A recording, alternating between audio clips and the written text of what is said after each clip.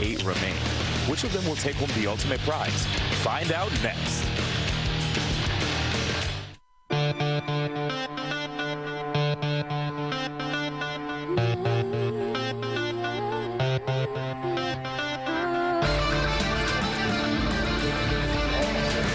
The crowd is electric, the players are eclectic, and the matches are about to get hectic. Welcome to the Mandalay Bay Event Center here in Las Vegas, Nevada for the Evolution Championship Series Top 8 Finals of Super Smash Bros. for Wii U. My name is D1, and I am here with Vicky Kitty. And Vicky, I have to tell you, it has been an amazing weekend thus far for Smash. We had 1,500 plus players, and now we're down to the top 8. This entire weekend has been phenomenal. Now, for the people at home that are new to Smash Brothers, what are they to expect coming into this top 8? Super Smash Bros., Nintendo's signature fighting franchise, pits adorable characters against each other in a chaotic game of King of the Hill. The games are played one-on-one on a variety of stages. Punches, kicks, and a dizzying amount of special attacks are used to increase the damage meter on an opponent. As a player's damage meter grows higher, the victim flies farther and farther on each subsequent hit, making it more and more difficult to return to the fighting arena.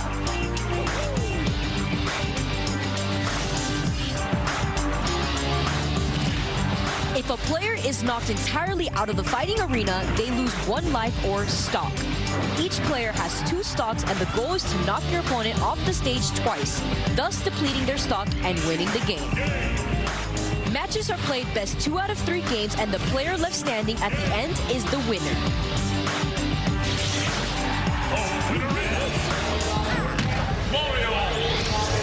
Thank you for that amazing explanation, Vicky. And now, of course, with all these techniques that the players are using, it helped them get into the top 8. But who are these players in the top 8?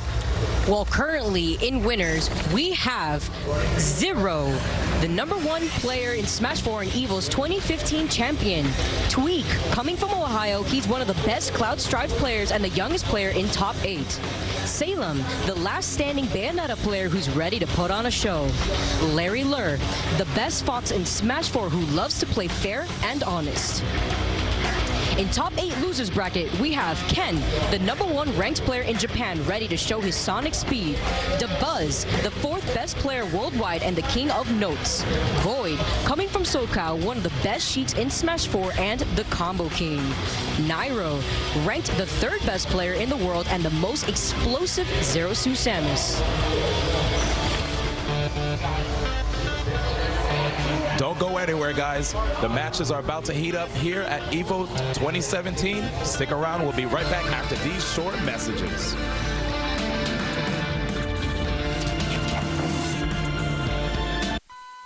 I started playing games like Street Fighter when I was a kid. Then I learned that there were people who played these games really seriously. Back then, before we had any YouTube, we had no footage or anything, so really the internet was just about people bragging. But there was no proof because we couldn't see how anybody else played. So my first fighting game tournament was about 17 years ago. We organized an event in an arcade with 32 people. And that was what you would see generally in arcades. It was very small, 10 people, 20 people. This was the first time there was really this gathering where people could really compete. From where I started, it was just hole in the wall, like really secluded arcades. Laundromats and pizza parlors. And since then, it just kept growing, and really a fighting game community was kind of born out of that. Now we're in Las Vegas where millions of people watch around the world and over 20,000 people show up for this thing. So that's when I hit, I was like, wow, look at this. Like, I'm in the arena, man, people, having their bids, like we watching a UFC fight or something, you know what I mean? So that's when it hit me, I was like, yeah, this is it, man. For the people inside the community, it's a Super Bowl of fighting games. So it's very important that everyone gets together on one weekend and finds out who the best player is and who the world champion is. Smash first came to EVO in 2007, and the game was completely different. It was a little strange. It didn't look like a traditional fighting game. It's got platformers, it's got lots of jumping, and there was a little bit of a friction there between the Smash community and the traditional fighting game community. Oh, this is trouble. Now, is he going to go for a low percentage kill? No, can't keep him off the edge. Oh, it's knocked him out. He's taking his shirt off. His shirt's in the crowd. There was a fire inside of Mango when he's throwing his shirt in the crowd and celebrating. It's one of those moments that you can't script. It's something so natural, and it's just out of this passion that unites everyone in the fighting game community. After I won 2013, I was happy for like 2 months straight. Like I was just like, every day I was like, let's go, you know? Like it was a really, really great feeling. Mango winning the first EVO in 2013, like just seeing those guys and their intensity, it was like, wow, these guys are just like our cousins that we never knew we had. Absolutely awesome, just seeing all the experiences of these people in the fighting game community. Seeing how far we've gone in this community, to see how everybody has played a role into where we are right now, it just takes my breath away. It makes it feel like all this effort was for everything that we are at. And it just makes me really happy to see the fact that many people are able to have careers out of this, whereas back then it was really difficult for people to be able to keep trying to pursue a life in competitive gaming. Absolutely. I'm very happy to see where we are currently. In 2017, more people are finally taking notice that esports is here to stay. Well, now it's about time, Las Vegas. We're now going to throw it down to Ben Curitin. Ladies and gentlemen, welcome back to Evolution 2017. We've seen some great finals, but now it's time for Smash!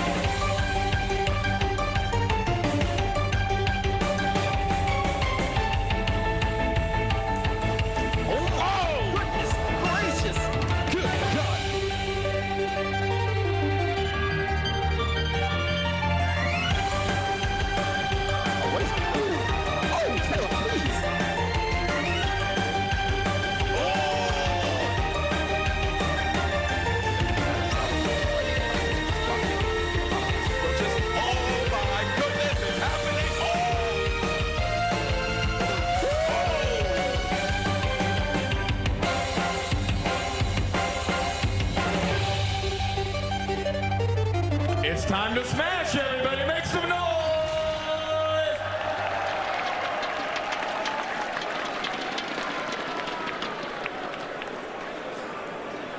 Our first player, give it up for Zero!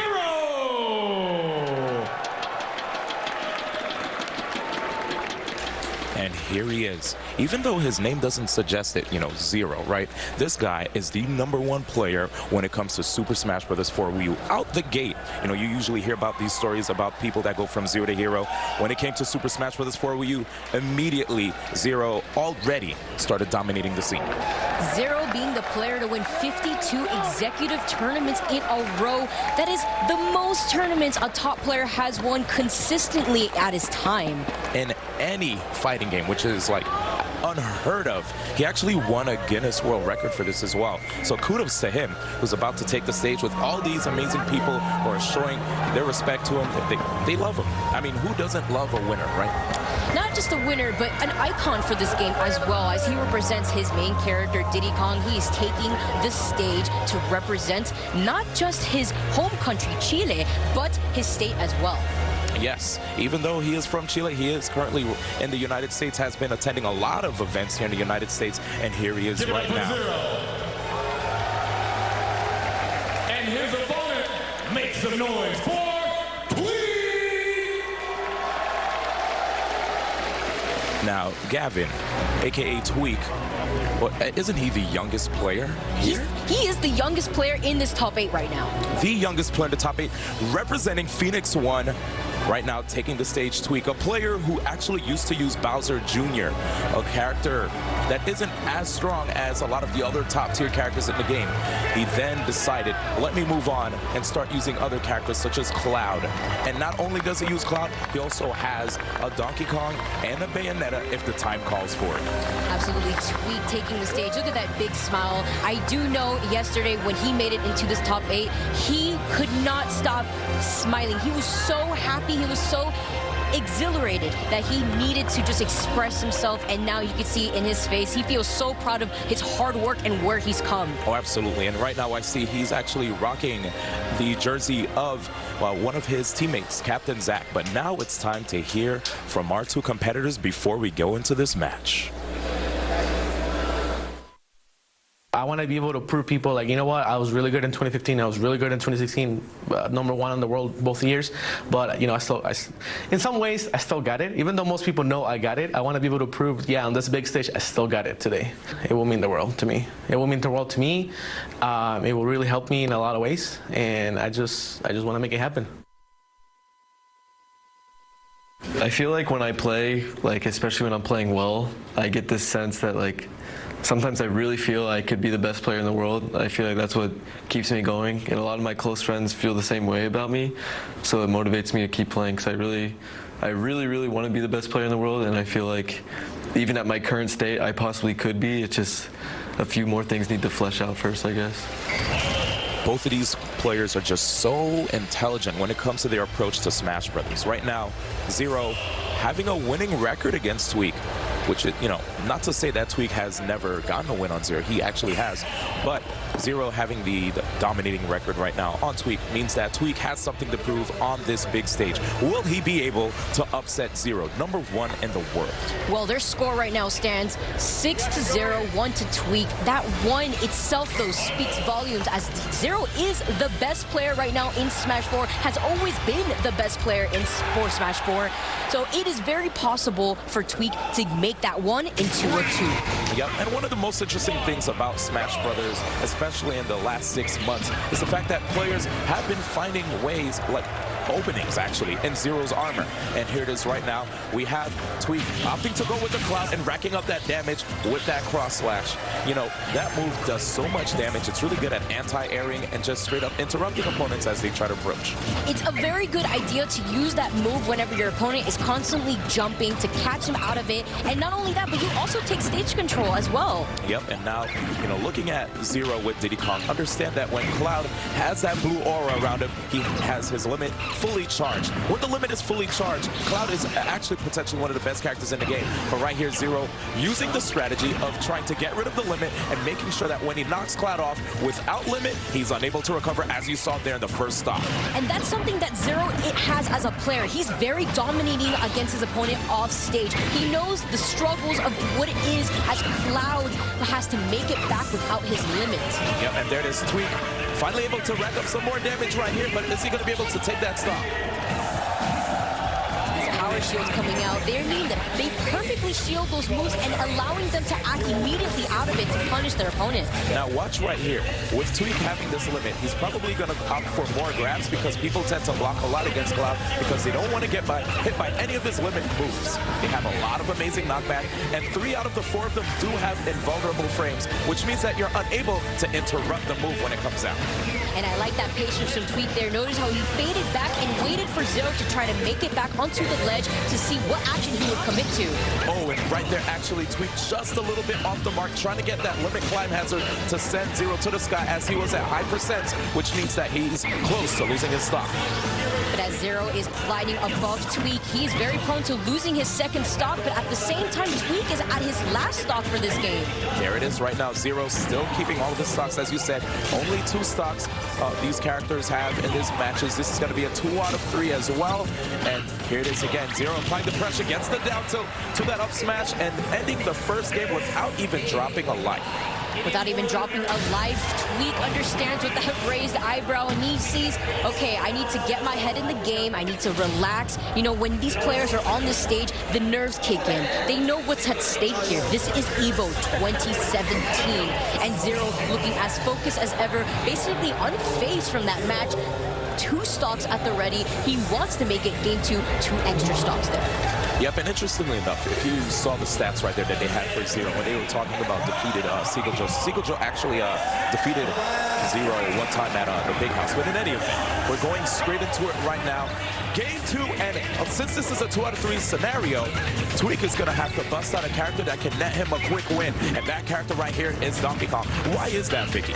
Well, not only is Donkey Kong the older brother of Diddy Kong here, but Tweak also likes to dominate the stage with such a very strong character that is considered a grappler in this game. He racks up the most damage whenever he gets a grab on his opponent and potentially taking their stock as well. Yes, keep on the lookout. When you see Tweak get a grab on Zero, he's going to toss Zero into the air and try to see if he can connect to that headbutt to get rid of Zero's stock in a quick fashion.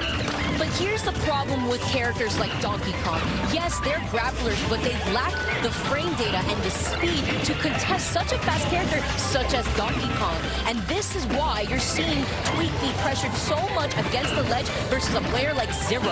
And when it comes to frame data, basically we're referring to the fact that characters may have moves that come out quicker than others. Right now, Donkey Kong not quite having the fastest moves means that he's going to be interrupted a lot by Diddy Kong, who can mount pressure in quick short bursts, actually. He may be slower, but he's also heavier. Notice all that damage being racked up against him, and this could actually be used to his advantage. Yep, here it is. Zero just holding down the stage. He has a banana on field, which means Tweak doesn't want to slip on it. Right there, Zero just keeping this Donkey Kong in the air. He's trying to see if he can find a way to get rid of this stock. Here's a bad situation. And instead, Tweak actually going for the neutral air. No up air yet, which is the headbutt that we referred to before. Unfortunately, Tweak is at a percent right now where a lot of his moves are going to be sending the opponent into a higher ground, so it was really hard for him to convert with that headbutt. Yes, and there it is, Zero finally able to get it, and that was 196%. This character, DK, is so heavy, which is why he wasn't able to get rid of that stock as fast as DK can get rid of Diddy's stock. And right now we have the chase. Vicky, what do you feel like Tweak isn't quite doing well here in this matchup? He's struggling on managing to get back onto the stage, and that is something that Zero does phenomenally well. He pressures you on purpose, so that way he finds you at the disadvantage and takes advantage of your bad positioning onto the stage.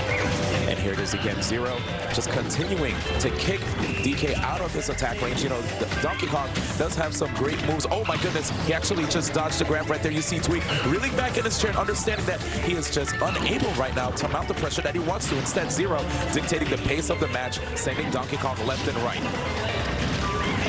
Tweak trying to do a get-up attack right there on the right side of the ledge. He tried to catch Zero off guard, but Zero is not one to get caught off guard with that up smash connecting and sending Tweak out into losers. And there you have it. Gonzalo Zero Barrios advancing to the winners finals. And now he will be waiting on the winner of the other side of winners semi. So be on the lookout for that. Right now we have Zero walking away from the stage, and I have to say that was just amazing gameplay right there from Zero. He didn't have to switch his characters at all. Stuck to the Diddy Kong, and Tweak, on the other hand, he kind of showed a little doubt in his cloud, right?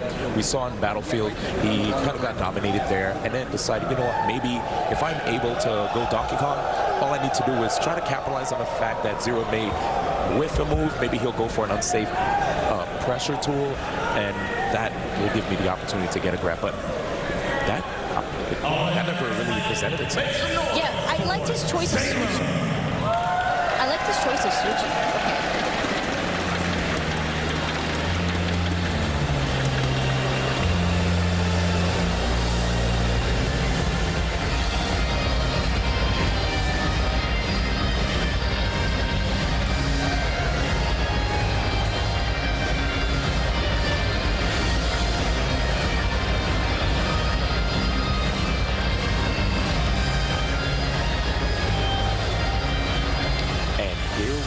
Salem representing MVG.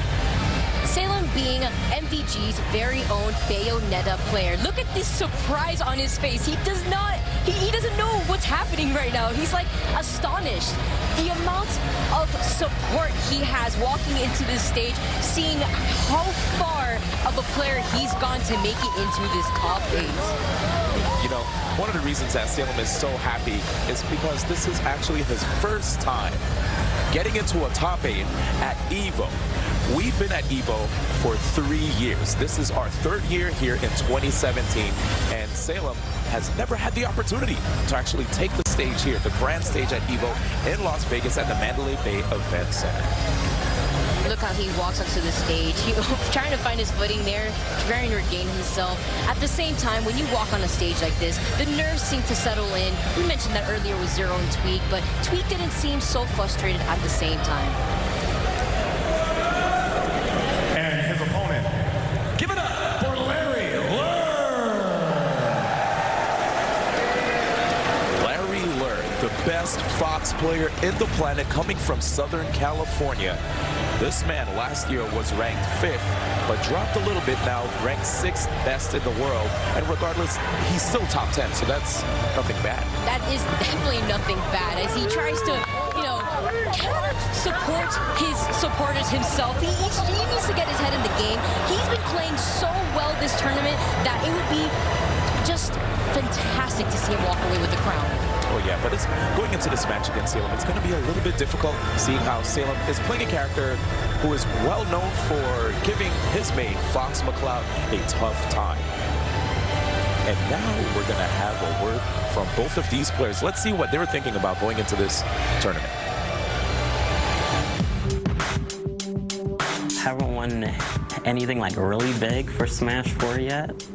It would be like the most amazing thing ever. There's not too much I can say on it besides that, but I really, really want to win it. I like to simplify things a lot, so my plan is just to hit people more than I did last time and avoid getting hit more than I did the year before that, and it seems to be working. I'm not a super complicated person. And there it is, Larry Lurr, you know, a man of not too many words. You know, he says basically at the end of the day, he's going to hit you way more than you hit him. And Fox is a character that can do that. Fox is a nimble character. He can zip around and just rack up quick damage with combos, right, Vicky? Yes, he's very fast in this game, so he's able to get away with a lot of things, especially as a punish, as we see right there, Larry Lurr opting to go for a grab immediately as the game starts. Now, Vicky, why do Fox mains have a tough time with Bayonetta? Is it due to the fact that maybe he's a fastballer? It is the fact that he's a fastballer because of the fact that Bayonetta is a very combo-heavy character in Smash 4. She's able to punish Fox McCloud for trying to overcommit some very unsafe moves. True. You know, looking at this character, Fox McCloud, he has to get in the opponent's face to apply pressure, put himself at not quite optimal ranges against opponents, you know, and looking at the defensive tools that Bayonetta has, especially her upbeat, the witch twist. Whenever you see Bayonetta go upwards in the sky with the blue surrounding her, that's basically her witch twist, which comes out so fast, and it sets up Fox for a world of hurt. Yeah, that witch twist sets her up for all the combos that she can overcommit up in the air, as we're seeing right here. But that was fantastic DI from Larry Lurr, allowing him to survive a lot better and stronger. Yes, DI, which is short for directional influence. When a person gets hit by an attack in Smash Brothers, depending on which direction you hold the stick, this allows you to either survive or even get out of combos quicker. And then we're seeing Larry Lurr survive at 132%, and that is very rare to see from Fox. Yes, right now, 150%. You see, this is a tough situation for Larry Lurr, but manages to stay alive with that tech right there after getting hit into the stage. He teched it right on the stage to prevent himself from losing his stock early. If you press the back bumper trigger perfect enough, you can actually survive a lot longer than usual. Yes, and here it is right now, Salem making it difficult for Larry Lurr to try to pursue him off stage. Larry Lurr on the ground manages to mix up where he goes while he was laying on the ground, allowing him to escape pressure from Salem. And there's that forward throw, racking up that stock for Salem. Now he's in the lead, but as I just said that, Larry Lurr retaliating back with that down smash to close out the stock as fast as possible. And now you see Larry Lurr, he's still trying to get his footing. He notices that Salem is doing an impressive job of just spacing with a lot of his attacks. That was optimal down air usage right there. You notice Larry pulled back that drift that allowed him to escape the threat of the witch twist, which we mentioned before. Such a great tool for Bayonetta. Here it comes. Now, here's the problem with Fox being a fast faller, playing against a character like Bayonetta. Bayonetta has this string of moves called Fair, and if you input that 3 times, just as you saw right there, it allows her to combo into the witch twist into another set of combos, leading so much percent on Larry Lurr. Now, another thing, too, when it comes to Bayonetta, what makes it difficult for Fox is the fact that Bayonetta has a tool called the Witch Time. When Bayonetta does this, it slows down the opponent after a successful attack is countered, and this allows Bayonetta to actually do anything she wants to get a lot of great damage on the opponent, or potentially get rid of their stock. So Larry Lurr is going to have to look out for that Witch Time because he does not want to overcommit to a move where it can potentially lose in the game. Oh, absolutely. And unfortunately, you know, the recovery tools that Fox has leaves a hitbox. But wait a second, a self-destruct by Salem. Look at him putting his head down. He understands what just happened right there, and that was quite unfortunate. Bayonetta being a character that has one of the best recoveries in Smash 4, but if you use her jump too early, she's unable to recover from a high distance. Yeah, I just can't believe it. You know, every time Bayonetta's knocked off stage, I am always expecting Bayonetta to come back. You're able to use your Witch Twist, double jump, and then Witch Twist again. But instead, it looks like Salem just, you know, there must have been a misinput on the controller. That is something that happens commonly in the fighting game community, and that's why practice really ensures perfect. And here it is right now. Going into the second game, you know, these are 2 out of 3 sets. With how volatile Smash 4 is, especially due to the fact that there is Rage, a tool that allows people who have a lot of damage that was already inflicted on them mount a comeback if they were already losing. Things are going to be crazy here. And we saw Bayonetta earlier when the game started teleport into these swarm of bats and then teleport somewhere else. That is called Bats Within, and it only gets activated when you try to air dodge with Bayonetta. And here it is, you see Larry Lurr just holding down his ground.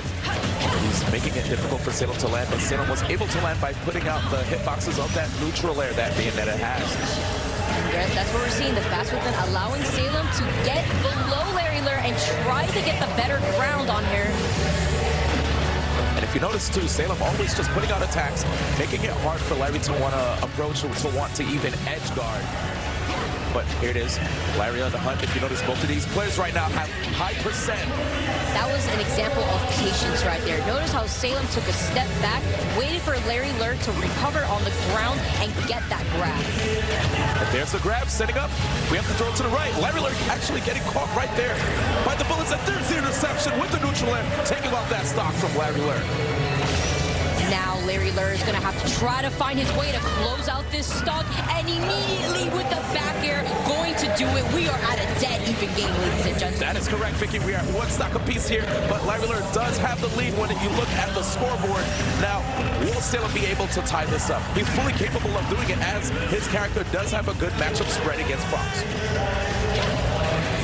Look how Larry Lurr is trying not to contest Salem, staying on the ground, holding up his shield just in case that Witch Time is out the ready and he's able to punish it. Oh, and right there, Larry actually missing that opportunity to get the up air after knocking Salem. There it is. You know, it's so scary facing off against Larry Lurr on this stage, because if he knocks you on any of the side platforms, he will try to chase you with that flip kick that you saw, the up air with Fox McCloud. Catching Salem off guard there, putting him in the air, and now he's trying to capitalize on the landing, but Salem, wait a second. And we already know Salem does not want to be on top of Larry Lurr. Fox McCloud has the ability to juggle his opponents with a strong up air at that, and Bayonetta not being very heavy could be very susceptible to losing her stock. Oh, this is trip. That's the up smash. Larry Lurr with a 2-0 victory, moving on to the winners finals against Zero. Look at that smirk. He feels very proud of himself as he proceeds through the winner's bracket. What a big win right there. And that entire last game, it seemed as if, I mean, at the second stock, it was even, but Larry Lurr was going to play such an aggressive role into making sure he could direct as much damage as possible on Salem before Salem could retaliate back. And one thing, if you noticed, when Larry Lurr was playing, he had the tag Hi Mom. So a big shout out to Larry Lurr's mom. She's probably really happy to see her son do really well here in Las Vegas. You know, it's about 4 hours away driving, an hour away flying, but you know, at the end of the day, he did get the win. And here we have it. We have Larry Lurr sitting there chilling with Tweak. A lot of great stuff happened. Zero with the win and Larry with the win, both facing off in the winners finals later. And now, guys, thank you so much for watching those 2 matches there. We're going to be back after this short break. Talk about the fact that Ken was sent into this loser's bracket earlier in the tournament by Zero. Yes, Zero, just such a strong player. He has so much matchup knowledge, and Ken, of course, has a lot of great matchup knowledge as well. He makes it very difficult for his opponents to deal with his Sonic speed, actually. You know, his Sonic is able to just keep repositioning himself underneath your opponent. Every time you think you have a safe area to land on, Ken will just be right there. And his opponent, make some noise for the Buzz! Representing Renegades, the Buzz right now, one of the most studious players when it comes to Smash Brothers. There was actually a meme of this guy having a laptop every time he would take the stage. Whenever he fights his opponent, he always pulls out this plethora of notes that his opponent is always astonished by seeing, oh, what do you have on me? And the Buzz always with a smile on his face. Every tournament I've seen him at, he was actually sent into losers by Tweak, who is also in this top 8. It is right now the Buzz, a player who is 4th best last year and actually this year as well. About to take the stage here, best Rosalina in the planet. And I have to say, you know, when it comes to the Buzz, he's just, he never ceases to amaze. And now, we're going to actually hear some words from the Buzz. So what it means to me to win EVO is like a lot, because not many people have won EVO, you know, that's why it's so crazy. I honestly won't believe if it happened, because it's like, you know, that's the dream. People want to win EVO, people like, you know, fantasize about it, they plan, and then, you know, it was 1,600 entrants here, only one can do it. So I think it would just be like, I wouldn't even know how like excited I'd be. I just know I want that because it's something not many people can have. Yes, it's definitely a coveted title, being able to get that #1 spot here at EVO 2016. But of course, the Buzz right now in the losers bracket, especially with a 2 out of 3 set that he's going to be playing, things can get a little hairy here, Vicky. It definitely can, considering the fact that Ken has the ability to switch between being a very patient opponent, but also a very aggressive opponent at that. And dealing with a Sonic player that knows how to alter between both can be very difficult. I'm closing in that gap and racking that percent that is so needed to close out a stall. And it looks like these players already have their stages picked. We're going to Smashville, a very popular stage in Smash Brothers, and here it is. Ken already trying to see if he can make sure not to get intercepted by that Luma. The Luma that Rosalina has can make it rather difficult, Vicky, for people to deal with. It is. Luma is a part of Rosalina, so the hitboxes that you use with Rosalina extend towards Luma as well. So Sonic needs to watch out and closing in that gap while Luma is on the stage. And that is why you saw Ken immediately get rid of her. Yep, and right there with Luma being gone from the field, you already see Ken is just moving with way more confidence than ever before, trying to force the Buzz into situations where he'll be forced to escape pressure, and then he'll follow up from there. But now, Vicky, we have Luma back on the field. Luma back on the field, and now Rosalina is as strong as ever. She's able to actually do a lot more knockback with that star. Yep, and there it is, that damage being inflicted on Luma, and Luma getting knocked off stage again. Vicky, what is the Buzz going to have to do in situations when Luma gets knocked away? He's going to have to try to play very patient and opt to go for more grabs, but as you're seeing right here, Ken's not allowing that to happen. Ken himself wants to get in those grabs because he understands that Sonic's grabs gets Luma out of there immediately. Yes, and right now, if you look at the percentage differential, the Buzz with the interception, taking that forward smash, and amazing stuff right there, maintaining the lead. Vicky, what does Ken have to do? As you notice, the Buzz, you know, he was able to take that first stop, but what did he do wrong there? He was getting a little too antsy and getting rid of Luma and not understanding the timing when Luma comes back. There you have it, Ken trying to hold out the stage. The Buzz has to understand he can't be too predictable when it comes to landing. But there it is, Ken using that double jump. If you notice, Vicky, right here in Smash, people can find ways to escape out of combo situations using the double jump. What other tools do they have? He could double jump and he could also air dodge through the moves so that way he could safely land on the ground. Yep, and don't forget too that spring jump that Sonic has, which can make it difficult for people to deal with. Here we have it, Ken. He has enough damage on the Buzz and he gets that back throw. The Buzz DeBuzz nodding his head. He's like, I respect it. I understand where you're coming from, but I'm still going to keep this win. Vicky, you can see the zoning right now from the DeBuzz, but Ken just keeps spin dashing in. He does keep spin dashing in, but DeBuzz is not fazed by it as he has Luma right there to protect him. Yep, and there it is again, inflicting all of that damage on Luma, knocking Luma off stage again. You know, it's crazy. It looks like Ken could potentially win this game as long as he keeps up this Luma pressure. And that's something that you always have to go into knowing this matchup in particular. Some players don't understand the best ways to get rid of Luma with their respective characters, but as we're seeing right here by Ken, he definitely knows the gimmicks to getting rid of the star. Yep, do notice DeBuzz actually kept short hopping and using a move that made Luma go downwards towards the ground, the down aerial right there from Rosalina. And there it is, using Luma as a decoy to try to get that grab. You have to be careful because sometimes it feels as if DeBuzz, Vicky, lets Luma get hit on purpose so that DeBuzz can actually mount more pressure. Every character has a shield they can hold on to, but when you have Luma right there to be your shield for you, it allows you to act out of anything so much faster. That is correct. You know, this puppeteer character, you have to have a lot of tricks up your sleeve when it comes to dealing with all this pressure. But Ken, in a very good position, gets that forward smash, and we have him with the first game. And throughout this tournament, I have definitely noticed that Ken, as a player, knows his timing for his very own character. That forward smash being very lethal when your opponent is off the ledge. There you have it.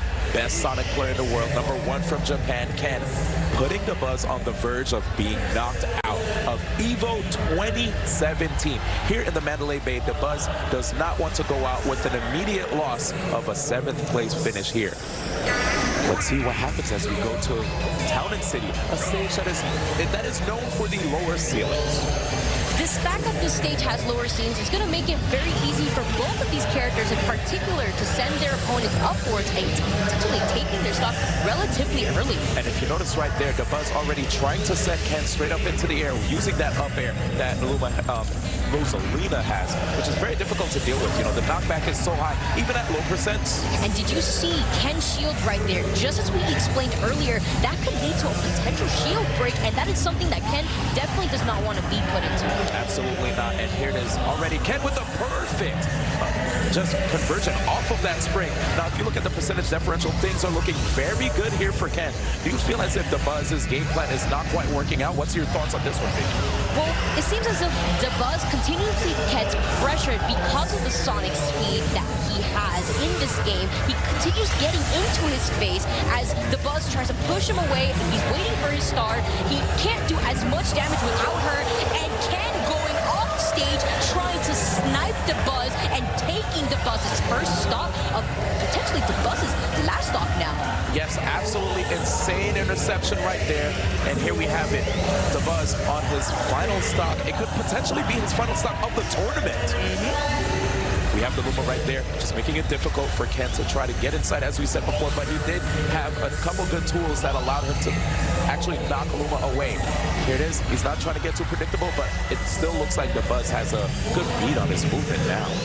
Notice how Ken doesn't need to approach either. He's waiting for DeBuzz to throw a move first, as he is in the lead, and he doesn't need to try to make any unsafe options. Yep, and there it is, DeBuzz trying to see if he can get another conversion off of that hit, but Ken just using that spring jump again, making it very difficult for DeBuzz to actually lock him down. Will DeBuzz be able to take away the stock? Now Ken being off stage, DeBuzz really wants to take advantage of this, and so he does, having Ken lose his very first stock of this game. At 46% on his final stock here, DeBuzz, okay, he's in a good position, but he didn't quite aim the hitboxes correctly for his up aerial attack. He needed to have the hit connect where Luma was present. So here it is. Now, Ken, again, just literally sending DeBuzz's Rosalina to the skies. And there it is again, DeBuzz on the chase. But this is the best position for DeBuzz to be in right now, as Ken is lingering around him in the air, putting him in a very bad position since he can't shield. Yep, and getting rid of Luma again with that forward throw, just kicking Luma away as he also sends Rosalina in the air. DeBuzz right now, nice movement from Ken. The evasion is just so on point. But DeBuzz, wait a second, signs of hope. I I mean, Ken is in a very bad position, but he manages to make his way back into the middle of the stage, and DeBuzz, knowing that he does not want him there, he's going to put him up in the air and try to close out his stock relatively early. And there it is. You have DeBuzz just throwing Ken off the stage. He's actually in a way better position than he was even in the first game. Going into the second game, we have Ken. He doesn't go for the chase. Instead, wants to knock Luma away. This is such a very close game here, D1. Anyone could be the winner. Okay, and there it is. The forward throw. Luma gone. DeBuzz in a very bad position, but he gets a little aggressive off stage. Ken unable to stop him from grabbing the edge. It was his way of mixing up his landing, but he gets the back throw, and that is going to be the game. DeBuzz is out of the tournament as Ken proceeds through losers brackets. Yes, congratulations right there to Ken. A very big win. Not quite known for performing the best when he comes out to the US, because a lot of the players here usually stop him in his tracks, but here actually taking out a top 5 player in DeBuzz. This is an incredible win right here for Ken, a player who's still rising in the ranks when it comes to Super Smash Bros. for Wii U. And he hasn't come to America that often either, so the fact that all his practice has basically come from Japan himself, and he's bringing it here on the stage to showcase what all of this was for. Yes, just amazing stuff right there, and it's about time for us to just check out how happy Ken was in this situation right here. What an amazing pop-off from Ken. And guys, we're gonna have more matches coming up right after this short break.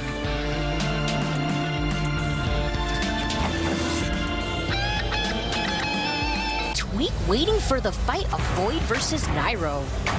Just amazing stuff right now, but we have one more match to check for the first couple rounds of this top 8. It's time for Ben Currington to introduce the next 2 contestants. Next up, please welcome Void. Such a happy guy. Coming from Hawaii, currently living in Southern California, we have Void, the king of combos when it comes to Smash 4. So technical when it comes to Sheik and just Smash 4 in general. And right now, Void is saying, let's go Void to the people. If you don't know what he's saying, he's actually cheering for himself and letting the people know that they can cheer for him too. Let's go Void. That is a very occasional chant that you actually hear from the crowd whenever you go to these tournaments. Let's go Void. He has so much self-confidence, and he knows, thanks to his supporters and his practice, that he could do it. His opponent, make some noise for Nairo. Now, we have one of the most explosive players here in Smash 4. A storied rivalry actually between Nairo and Void. These guys face off against each other a lot, with Nairo actually having the upper hand, the lead when it comes to their sets. And Nairo, I have to tell you, this guy is one of the most popular and entertaining Smash 4 personalities ever. If you ever seen his broadcasts on Twitch, this guy is amazing, and he is a crowd pleaser. He is. He definitely knows how to appeal to his fans and how to motivate them to continue on through bracket with their own ambitions as players. Oh, absolutely. And here it is, rocking that NRG jersey, about to sit down right now. But first, we need to hear from both of these guys before the matches happen. I was like, I can't be dead. The person I'm most concerned about is probably Nairo. He's my first opponent, and it's not only that he's my first opponent, I'm not really worried about anyone else. So when it comes to Nairo, we have very explosive games. It can go either way at any second of the match. So that uncertainty is what makes me most afraid of him. What motivates me to play is definitely the supporters, like all the love that people show me on Twitter, like my Twitch stream and all that stuff. Like, it's crazy, I always want to do well for them because, hey, they're supporting me. I want to show I want to put on like a good show for them, or, I just want to, make the game hype and stuff, because they're the reason why a lot of people know me, they're very vocal and stuff like that, so it's pretty cool. Seeing both Nairo and Void go up against each other is always a tearjerker, because they're both players that the crowd loves to cheer for, and to have to see them face off against each other right here in the Losers Ace it's going to be rough. Oh, we're going straight into it. Oh, we're already going into it. Starting on the stage, Final Destination, a very neutral-like stage with very big blast zones. There is no platforms on this stage in particular for these players to hide from. Now, looking at the character's Zero Suit status, a character that has a grab that is quite laggy, and leave herself open to counterattack. And another thing about Zero Suit status is her air pressure, though, is amazing. And her combo game, quite destructive. You have to be careful for that one. And then you have a character like Sheik. With the amount of frame data that she has, she's a very fast character that is constantly trying to pressure you. I think what's going to be really interesting to see both of these characters go up against each other is who exactly is going to take the first stock. Sheik is known to be a character that can rack up damage, but when it comes to getting the KO on opponents, that's going to be the tough part. Zero Suit Samus, on the other hand, can actually get opportunities to KO opponents. It's even scarier when Zero Suit Samus has increased rage as once the percents get higher. If you look at it right now, Nairo's at 107%. This is scary for Void. For a lot of people due to Smash, they would think, oh, you know what, Void's winning. Actually, it's a tough situation to call because Nairo does have a lot of great rage combos with Zero Suit Samus that can allow him to bring it back. But as you saw right there, the needles into bouncing fish combo from Void, and that's what we're talking about. Void is a very explosive character, but speaking of explosive, Nairo with those ladder combos, as you mentioned earlier, D1, taking the stock and evening out this game. Oh, absolutely. A myriad of up airs, ending in that boost kick, sending Void to the skies. And it was crazy because Void put in so much work right there, but Nairo just one conversion, and right here, he gets another opportunity. Will he be able to end it? He tries not to overcommit too much. If he did that up the offstage, he would have actually fell to his death. And here we have it right now, pulling back, but Void trying to inch forward, spacing with his chops right there, the forward aerial that Sheik has, making sure that he's unable to get countered right there by Nairo, who is in a good position to take the first stop. Void's trying to find his footing back onto the stage. Very interesting mix-up on his recovery right there, but the paralyzer gun keeping Void at his tracks. Yes, and here it is. Actually, clarification. First game here, as you notice here, Void, he gets the grab. He's trying to see if he can just bounce so much pressure, but Nairo with that conversion off of the paralyzer right there from that down smash. Void with the interception, telling Nairo to stay away, coming back on stage. Thanks to the fact that this stage has very large blast zones for your character to get KO'd in, Nairo was taking advantage of that with the up tilt and closing out that game. Right now, Sheik, as you can see, many safe options on shield, racks up a lot of easy damage, but has a hard time closing out the stocks. But I have to tell you, when it comes to mobility, Sheik has it in spades. And then you have Zero Suit Samus, the zoner, her superb juggle and combo game, as you saw earlier in that game with the up air combos into up B, the zone breaking tools, and the down smash, the down B combo, which is that flip click that you saw earlier off stage. Yes, that can actually help Zero Suit Samus now to come back, especially if she's playing from behind. There are a lot of great tools that Zero Suit Samus has when she is losing. Here we have it. We're going to go back on Final Destination, which is basically a stage that is really good for Sheik. You're able to zone really well with the needles and also being able to just combo opponents across the stage with that forward air that Sheik has.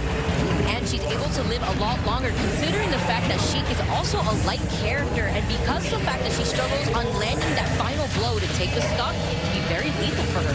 There it is, Void. He's getting a lot of great grabs, and if you notice right there, he put out that neutral air, which lasted just long enough to punish that air dodge from Void. But wait a second, staying alive right there. Great job by Void. That was a very scary situation with that boost kick, but he was able to hold down on his stick using appropriate directional influence to stay alive. And that is the key to understanding which angle you should hold your directional influence controller, as you saw right there. Void escaping Nairo's ladder combo into retacking him back with his very own stop in this game too.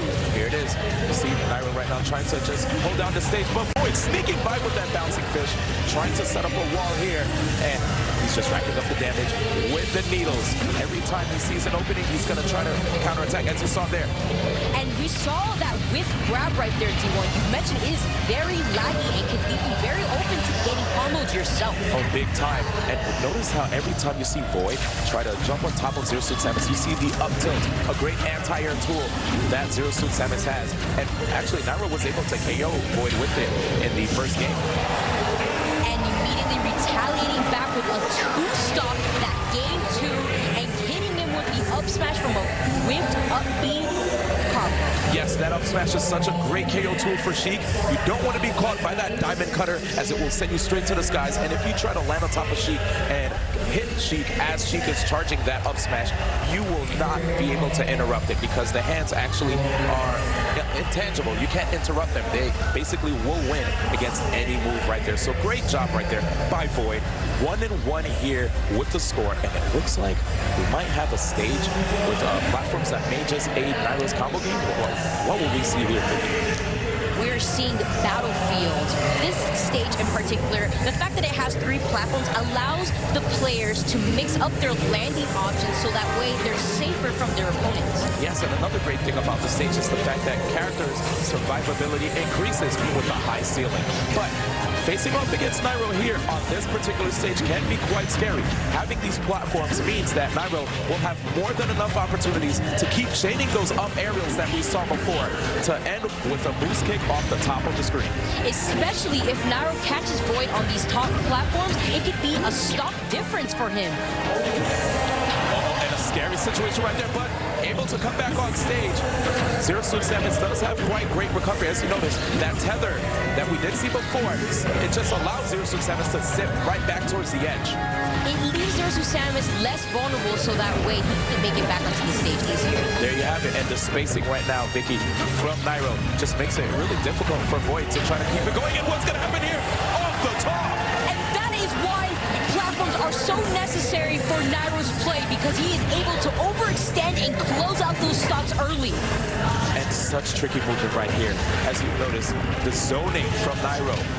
Void still not showing much emotion. He's staying really focused right here. His eyes on the prize. Will he be able to end that stock? Oh, he was so close right there. And it, okay, I thought we were going to see a self-destruct from Nairo, but not quite.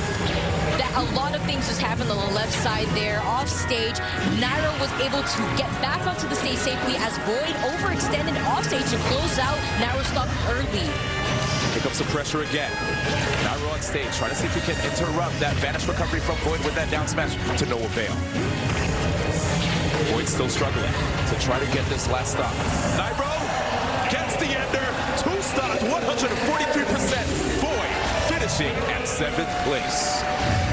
We saw in that very last game, Void was struggling to land that final blow compared to what we saw the game before that, where Void actually 2-stocked Nairo.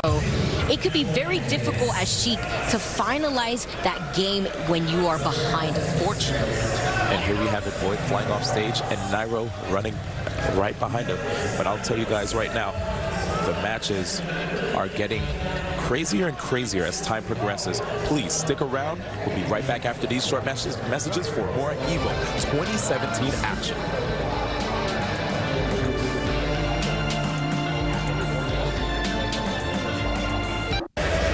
And we're back. Let's check out the lower bracket right here at EVO 2017.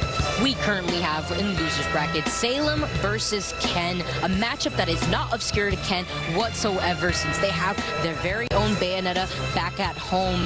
This matchup is 0-1 in Salem's favor. And right below that, you see Tweak versus Nairo coming up very soon for you guys.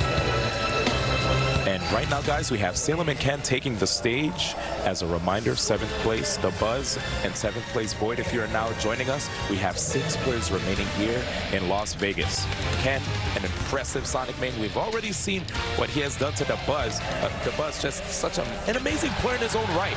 And now, Salem, he's trying to make it happen. He wants to stay alive here in this bracket. He got sent to the lower bracket, facing off against Larry Lur in a matchup that he actually wins in.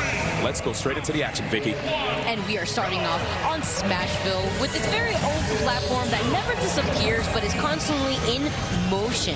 Yes, and one of the scary things about this platform is if you can combo opponents or pressure them on that platform, you can get earlier KOs on opponents than expected. Please be careful. Especially against a character like Bayonetta, she loves it when her opponents are hanging around above her with the Witch Twist, which is, as you mentioned earlier, D1, that blue aura that surrounds her that allows her to start her combos. Yeah, but there it is. Ken, right now, doing a really good job of just sending Salem into the skies. And one thing that we see right now from Ken is the fact that he's conditioning Salem. He wants to understand what his habits are after putting him in a juggle situation from the up throw.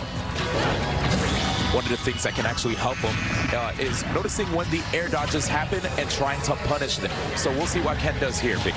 And notice how Ken is trying to be careful, not trying to overcommit, as he has a lead with only 37%. Is only trying to hit Salem whenever Salem presses a button first. Salem playing very careful here. Ken's defense, though, impeccable, only taking 37%. As long as he keeps these percents low, he doesn't quite have to worry about getting KO'd. But then again, this is Bayonetta we're talking about, Vicky. And whenever you hang above Bayonetta, as mentioned earlier, it could be a very early stock for yourself, so you don't want to try to overcommit and jump around too much. Yes, when it comes to Bayonetta, this is a combo-heavy character. And right now, Ken just doing an impressive job of altering where he goes after getting hit by Bayonetta, using directional influence so that it makes it difficult for Salem to convert even further. And notice how Salem and Ken are respecting each other immensely. They were not pressing any buttons for some time and just kind of having a stare down, being very patient, understanding that both of these characters have the ability to punish their opponent with a whiff move. Yep, and right there we have Ken just sneaking in right behind Salem's Bayonetta, but Salem still repositioning himself. He has his shield up, probably waiting for Ken to go for something foolhardy, but Ken is just not quite making it easy. Trade situation right here from both players, and now we have a witch twist situation, and Ken again escaping a combo. Ken is not phased by that witch twist. As you can see, he feels very comfortable falling out of them with the right directional influence, rolling behind Salem and getting that forward smash, trying to even out his game, basically. Salem has a mountain to climb since Sonic has the Sonic speed to get away from him. Yep, here it is, Salem right now, trying to see if he can manage to connect the bullets right there after sending Ken off stage, but Ken still able to get right back on, and he's just trying to go for these grabs again, looking for breaks in Salem's pressure. He understands Salem's flow, it seems. I really like the fact that Ken is not getting phased by being put off stage, but that up air, unfortunately, catching his landing and already evening out this game. Yep, and here it is, Salem hanging out on the platform. He's leaving the hitboxes out there. You see the kicks right there from that neutral air. Salem basically putting up a wall with these hitboxes, telling Ken, if you jump into this, you're going to get hurt, so you better respect my range. And notice why Ken is holding shield against Salem's hold down nair. That tornado-like heal that you see Bayonetta do, it racks up chip damage, forcing your opponent to approach you because you don't want to be getting hit by that. Oh yeah, absolutely. The chip damage coming from those bullets that we see when Bayonetta is spinning around. And here it is, Salem unable to actually connect any of those heal slides. Bayonetta has a lot of great tools that can lead into combos, and it looks like the only great tool that worked out. Wait a second, I was about to only say witch twist, but that down tilt did pop up Ken a little bit. Yeah, Salem is the type of player that understands what starts Bayonetta's combos, such as down tilt, witch twist, and that's something Ken is trying to play around as he's trying to hold shield, not trying to press a button because witch time is still right there for Salem. Oh, this is true. Witch time is a move that we did not see yet from Salem, which he's probably going for a lot of grabs because grabs can deal with counters quite well. If you put on an active attack, right, an attack that has a hitbox, that will force the counter and then leave Sonic vulnerable to a big attack. But instead, you see Salem, Ken go for a lot of grabs. Especially at this percent. Look at those combos come out, and Ken, once again, falling out of them. He has a very good understanding of directional influence, D1. Oh yeah, big time. And here comes the chase. We have Salem kind of putting himself in a corner. The corner's not where you want to be against Ken. As you can see, Ken can go for that back throw and have a 6 setup that can end in a loss of a stock. And I really like to see how aggressive he was in that instance, understanding that he had the better ground. Yes, and right here, Ken actually still holding down the stage. Look at all the stage presence he has, understanding where Salem wants to escape and trying to end the stock, maybe with a grab, but instead, right there, Salem getting aggressive with a grab of his own. And we're seeing Ken land all these grabs in particular because whenever Salem continuously jumps in the air, Ken is right there to catch him whenever he lands. Speaking of jumps right there, that jump actually allowed Salem to avoid that combo into the potential follow-up. And now we have Salem on stage. Who's going to be able to get this first stock? Salem being patient by the ledge, seeing as he has the better positioning on the stage right now. Can Ken make it back? Oh, and look, right there, Salem looked like he was expecting the roll to allow him to escape that corner situation. Here it is. He doesn't quite end the stock right there. A glancing blow with that neutral air. Trying to see if he can end the stock, but Ken strikes back with that forward air. And look at the time, Vicky. We're about to actually hit 10 seconds very soon. 14, 13, we're almost at 10 seconds. Who is gonna close out this stock first? Ken is at a disadvantage as he has the higher percent, but Salem not letting the time run out, closing out that game. Just amazing stuff right there. 5 seconds left. And let's talk about Sonic. You know, Sonic is a character who definitely can be seen as a turtle character. And when it comes to Smash 4, that spin charge is really hard for people to actually deal with it, especially in the beginning part of it. When you see that arc, it is invincible and people can't interrupt it. And the run speed when it comes to Sonic is just so difficult to deal with. He closes distances in a blink. Yes, he is the fastest character in the game, so that is why he's constantly there to catch Salem's landing with those grabs. Some say he would be the fastest thing alive, too. Here we go. Game 2, Salem versus Ken, and Salem right now, that win definitely can put a smile on his face, actually, which will give him more momentum going into the next game. I like the patience that we're seeing from both these players. Notice whenever Ken is put off stage, Salem does not press the button. He waits for Ken to commit to an option from the ledge and immediately retaliates back with an option. Oh, and right there, we just saw one instance of the witch time from Salem. Understanding that since a lot of times people have a difficult time dealing with the spin charge of Sonic, they usually try to see if they can use different tools to either intercept it or even counter it. Yes, this could be Ken's last game right now in loser's bracket, so Salem is waiting to use that witch time when the moment is right. Oh, and here's the interruption right there with that kick in midair. But Ken still able to keep this stop. Only at 66% right now, trying to figure out. Oh, there's what I was talking about. There's the witch. Oh my goodness, but he misses that punish immediately from the up smash. Ken falling right behind Salem. Yeah, witch time, more like whip time, actually missing that move right there. And here comes the follow-up. Salem, though, does have the percentage, only at 24, looking very good here in this match. What is Ken going to be able to do to bring it back? He escaped death. Now he's going to use it to his advantage to rack up this necessary percent need to take out Bayonetta's stock. All right, and here it is. Salem right now is going to be setting up a lot of pressure. You see the directional influence, was able to escape a follow-up after that down tilt many times. You'd see, oh, wow, that was a scary situation. But back to what we were saying. There's the up air that I was talking about. We saw the down tilt before from Salem. He tried to pursue, missed. This time, got the jabs, waited for Ken to jump out of there, and then he got the up air, putting opponents in situations where they want to escape, and then following the escape option and punishing them. Speaking of escape option, that was a fantastic DI from Salem, from the forward smash as well, but Ken knowing the percent lead that Salem has, he needs to close out this stock as fast as possible. And here it is right now, Salem actually playing as if he's, you know, at low percents. His game plan is still the same. He's not scared in the least. Bayonetta gets very scary when you have 106%. The closer Bayonetta gets to 150, though, that's when you'll see max rage, which means Bayonetta will have a lot of knockback on her attacks, making it very difficult for Ken if he does manage to get hit again by this Bayonetta.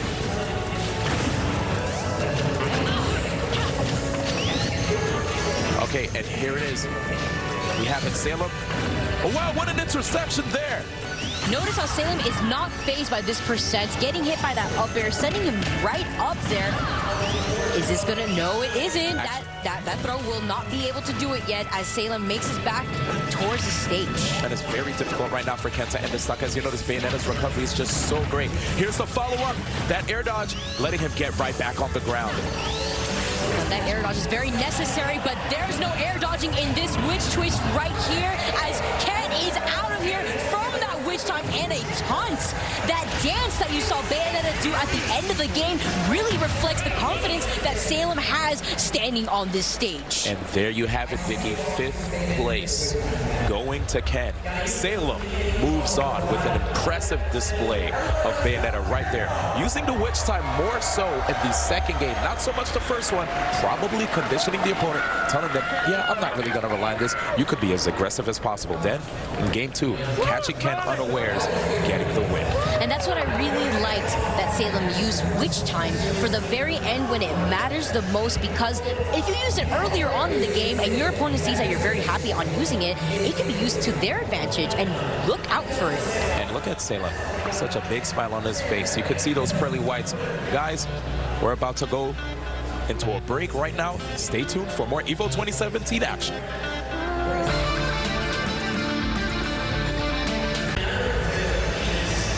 And we're back. We're going to touch on the rules here for Smash 4 at EVO 2017.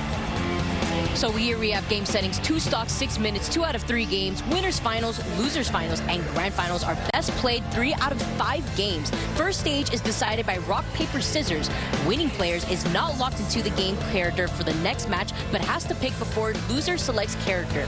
Sudden death will tie percents. Stock will result in a 1 stock 3-minute playoff match. So that's actually a rare situation that happens in Smash, but it can occur. And when it does, you have to run it back with 1 stock and 3 minutes, like I just said there. And now we're going to have 2 players from the tri-state area. Actually, Tweak moving to Ohio recently. Nairo and Tweak taking the stage, and they're going straight into it. Nairo playing a character totally different from Zero Suit Samus. What do we have here, Vicky? We have Bowser, a very similar character to what we saw Tweak use earlier, such as DK, a grappler who wants to rack as much damage with those grabs. Yes, this character, Bowser, is a character who can get a lot off of throwing the opponent into the air and setting up for some mean combos. Bowser also a heavy character, which means that the character can take way longer to KO. But here we have it, Tweak using the range and the speed that Cloud has to make it very difficult for Bowser to gain the advantage. Absolutely, and because Bowser is slow, he also has something where it makes, because of the fact that he's so large, he's more prone on getting hit easier. And with a character like Cloud, Tweak is always at the ready to use those aerials. Oh my goodness, and right there you just saw that throw into the back air, sending the opponent all the way back, but Tweak staying alive. There comes Nairo trying to get Tweak off of his back so he's able to get his feet on the ground, and it looks like Nairo trying to set up for a grab, but Tweak just not letting him have it this time. And notice how Tweak was consistently jumping around Nairo to prevent himself from getting grabbed, especially at this percent. It could be very lethal and could cost him the stock. Sneaky stuff right there by Nairo, and he gets the slam and the stop. Beautiful play, already in the lead, Nairo, and I can't believe it, actually using Bowser right here. And you know what, he's doing really well. He is doing very well, considering the fact that the character struggles on landing against a character like Cloud Strife. It could be very difficult for him, but you see right now, he's unfazed and holding on to 147%. This could mean rage. And look at this right here, Tweak has limit on deck. We might just see a limit cross slash, which will inflict a lot of damage. But instead, Nairo showing absolutely no fear, goes for the grab anyway. He's going to try to force Tweak off stage, so he's going to have to use the limit to recover so that Nairo will have an easier time dealing with this Cloud. And seeing how Tweak noticed Nairo was trying to fade back, Tweak was right there at the ready to grab Nairo immediately to put him off stage and in a very bad position. Yeah, we actually saw a situation where, there it is. It looks like Tweak is just doing an impressive job of holding down the edge. This is what people tend to call ledge trapping. That's one thing that you have to be really good at when it comes to Smash 4.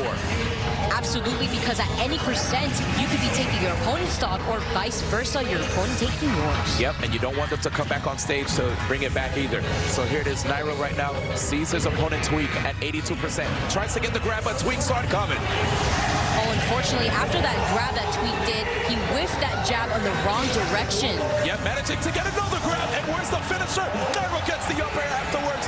Game 1, going to Nairo. And that's what we were talking about earlier, talking about Bowser in general. Look at him. He is a grappler, versatile, pivot grabs. That pivot grab rate is humongous. That is when he turns around and grabs the opponent, especially when they're in the air. And the up throw to up air combo is what we saw take Tweak's last stop of that last game. And of course, you know, we're not trying to take away anything from Nairo by saying it's an easy KO, but it definitely is a combo that works out quite well against a lot of the cast.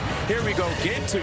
back on Smashville, and look at the way Tweak is playing now. A little bit more slower pace, if you notice. He's playing a lot more patience, is very aware of what Nairo wants to go for in this matchup. There it is. You can see it right now. He understands Nairo's rush down play style, and he wants to see if he can make Nairo play at his pace. I like these grabs coming out from Tweak, constantly trying to push Nairo off stage so that way Tweak has the advantage. And here comes Tweak right now, just trying to see if he can capitalize on the bad landing that Bowser has, but instead, turning the tables there with that neutral into the back air, kicking Tweak off stage. Will Nairo be able to land in this particular situation, Vicky? Well, while Tweak has that blue aura surrounding him, his moves deal a good amount of damage and knockback, but seeing as he just whiffed it, he doesn't have it here, but he wants to close out. Nairo stopped so early, you could see the desperation in his movement. That was such great recovery by Nairo, and he sneaks in the grab. Only going for the forward air. He wants to save that up air for another opportunity. Tried to get a grab there, but you saw Tweak retaliate with that forward tilt sword swing. And he sees that Nairo is trying to land, but he does not give him the opportunity, hitting him with that back air and closing out his stock. Shield up, respecting any kind of attack that Tweak will just unleash. And here it is, Nairo trying to get the pressure off of him with that fortress, that spin that Bowser has. And again, scheming for a grab. You can see it. He has his feet firmly planted on the ground. Tweak understanding this, trying to make sure to show some respect and not quite deal with Bowser's great boxing game. That's why you see Tweak jumping around Nairo. We saw that the last game as well. He's not trying to overcommit and actually he's trying to space his arrows, but with the sneaky grab right there, putting Tweak in a bad position and sending him off stage. Can he make it back? Great stuff right there by Nairo. He gets rid of the limit, puts Tweak in a bad situation. There come the flames, and Tweak is still able to come back. What does Nairo have up his sleeve here? Nairo has 58% on him, and his last stock, Tweak is going to be trying to take advantage of this at all costs as he continues to juggle him in the air with these up airs. Yeah, but you saw actually Nairo tried to anti-air Tweak, but got caught. Oh, there's the, Nairo, that was a bit of a gamble. Left himself wide open, and Tweak with the counterattack forward smash, taking game 2. That was a little greedy there, D1, causing him the game, unfortunately for him, but Tweak signing relief as he was playing so patiently and waited for that perfect opportunity. Now, let's not forget, both of these players are playing to see who's going to be able to make it into the loser's semis. Loser of this match will be stuck at 5th place, finishing at 5th, along with Ken. Both players right now staying hydrated. What kind of change up in the play style are we expecting here? Do you think we're going to have a different character, Vicky? Absolutely. I do believe Nairo wants to stick to his roots and go Zero Suit Samus in this matchup. Alrighty, I could already hear the Dreamland music, and there it is. Nairo's tried and true, the character that has got him a lot of great wins in the past. A player who is currently ranked 3rd in the world and no stranger to being the top 3 player in the world for many, many seasons in Smash 4. Here it is, Nairo against Tweak here in the 3rd game on Dreamland. Playing Zero Suit Samus on his favorite stage as well. These platforms do this character justice. Yes, very reminiscent of what we saw when he faced off against Void on Battlefield. This tri-platform layout will lead to, D1, and that is the unfortunate self-destruct that we have seen so commonly in the past, but it doesn't seem like he's phased. It doesn't even matter, Vicky. This man just bounced back. He took it out when he bumped his head against the ceiling of the bottom part of Dreamland, and regardless, he got that combo. And now here it is, Tweak swinging back, showing that he is unfazed, understood the situation, and he doesn't want to have that happen again. And that situational awareness is what makes Nairo such a good player, taking advantage of the positioning where Tweak was sitting at on top of that platform. Great patience right there by Tweak, but a grab break by Nairo. Has to watch his rolls. He wants to get a grab, but the grab will leave him wide open. And has to understand too that trying to go for juggles on Cloud can be a little bit risky because Cloud can break out and use that up aerial that he has. Yes, sitting down in this limit that Cloud Stripe has. All his moves do get stronger, and Zero Suit Samus being at 96%, this could be very lethal for Nairo. Yep, fishing right now for an up air. He needs to watch out. He's in the air for quite a bit, and Tweak at some point is going to pop that limit and get a KO. Great back aerial. Nairo staying alive, 120% Vicky. Can Nairo make it back safely onto the stage? Tweak is just not letting him breathe with all these fast aerials that Cloud has. We almost saw a situation there, but Tweak escaping. Nairo's going to try to capitalize on Tweak's jumping patterns. Let's see what he does. Tweak trying to land safely onto the ground next to Nairo. Good mix-up right there, but he's onto the top platform. We already saw from the first stock that's not a position you want to be in. Oh, there's the KO! Definitely. Great job, Nairo. Out. Fifth place finish, and Tweak moving on to the losers semifinals. And look at the smile that Tweak has. That is his friend as well. He feels so confident even after such an insane game right there on Dreamland. Yeah, both players showing respect. You saw them hugging it out right there to each other for quite some time. Gavin, Tweak, Dempsey moving on to the losers semifinals here at EVO 2017. And look at that walk. Repping Captain Zach's jersey on his back, his fallen comrade who lost earlier in the bracket. Coming up next, guys, we're going to have Zero versus Larry Lur, the winners finals match that you were all waiting for, but it's going to be coming back after this short break.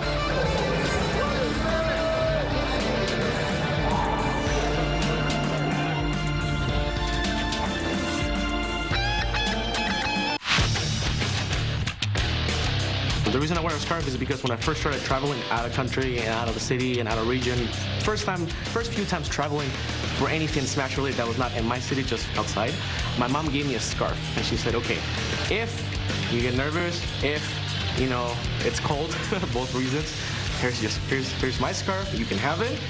Make use of it. I'll always be there for you. Because I love my mom. My mom has pretty much sacrificed her entire life for me. I will not be standing here without my mom. She pretty much traded everything good in her life for me to have an opportunity to have a life. So I will forever be thankful to her no matter what happens. It's all about the love of her. With the temperature being over 100 degrees here in Las Vegas, of course, a lot of people were wondering why does Zero wear a scarf? But there you have it. That love for his mom, the inspiration right there. You can see that Zero, he's just more than just a top player. He's also a human being with ambition and inspirations, and that's why you can't ever give up. You have to continue to strive and be the best at your craft. Yes, and I think what I love most is the fact that he has a lot of love for his mom. His mom has done a lot for him in his life, and because of this, he wears the scarf as if he has his mom right there with him on the battlefield. And here we start against Larry Lur, the winners finals at EVO 2017. This is going to be a 3 out of 5 set, Vicky. And this is a set that many players are not unfamiliar seeing, considering the fact that these players have gone back and forth a few times as well. Zero being 13 over Larry Lur, who's taken 4 sets off of Zero. And here it is.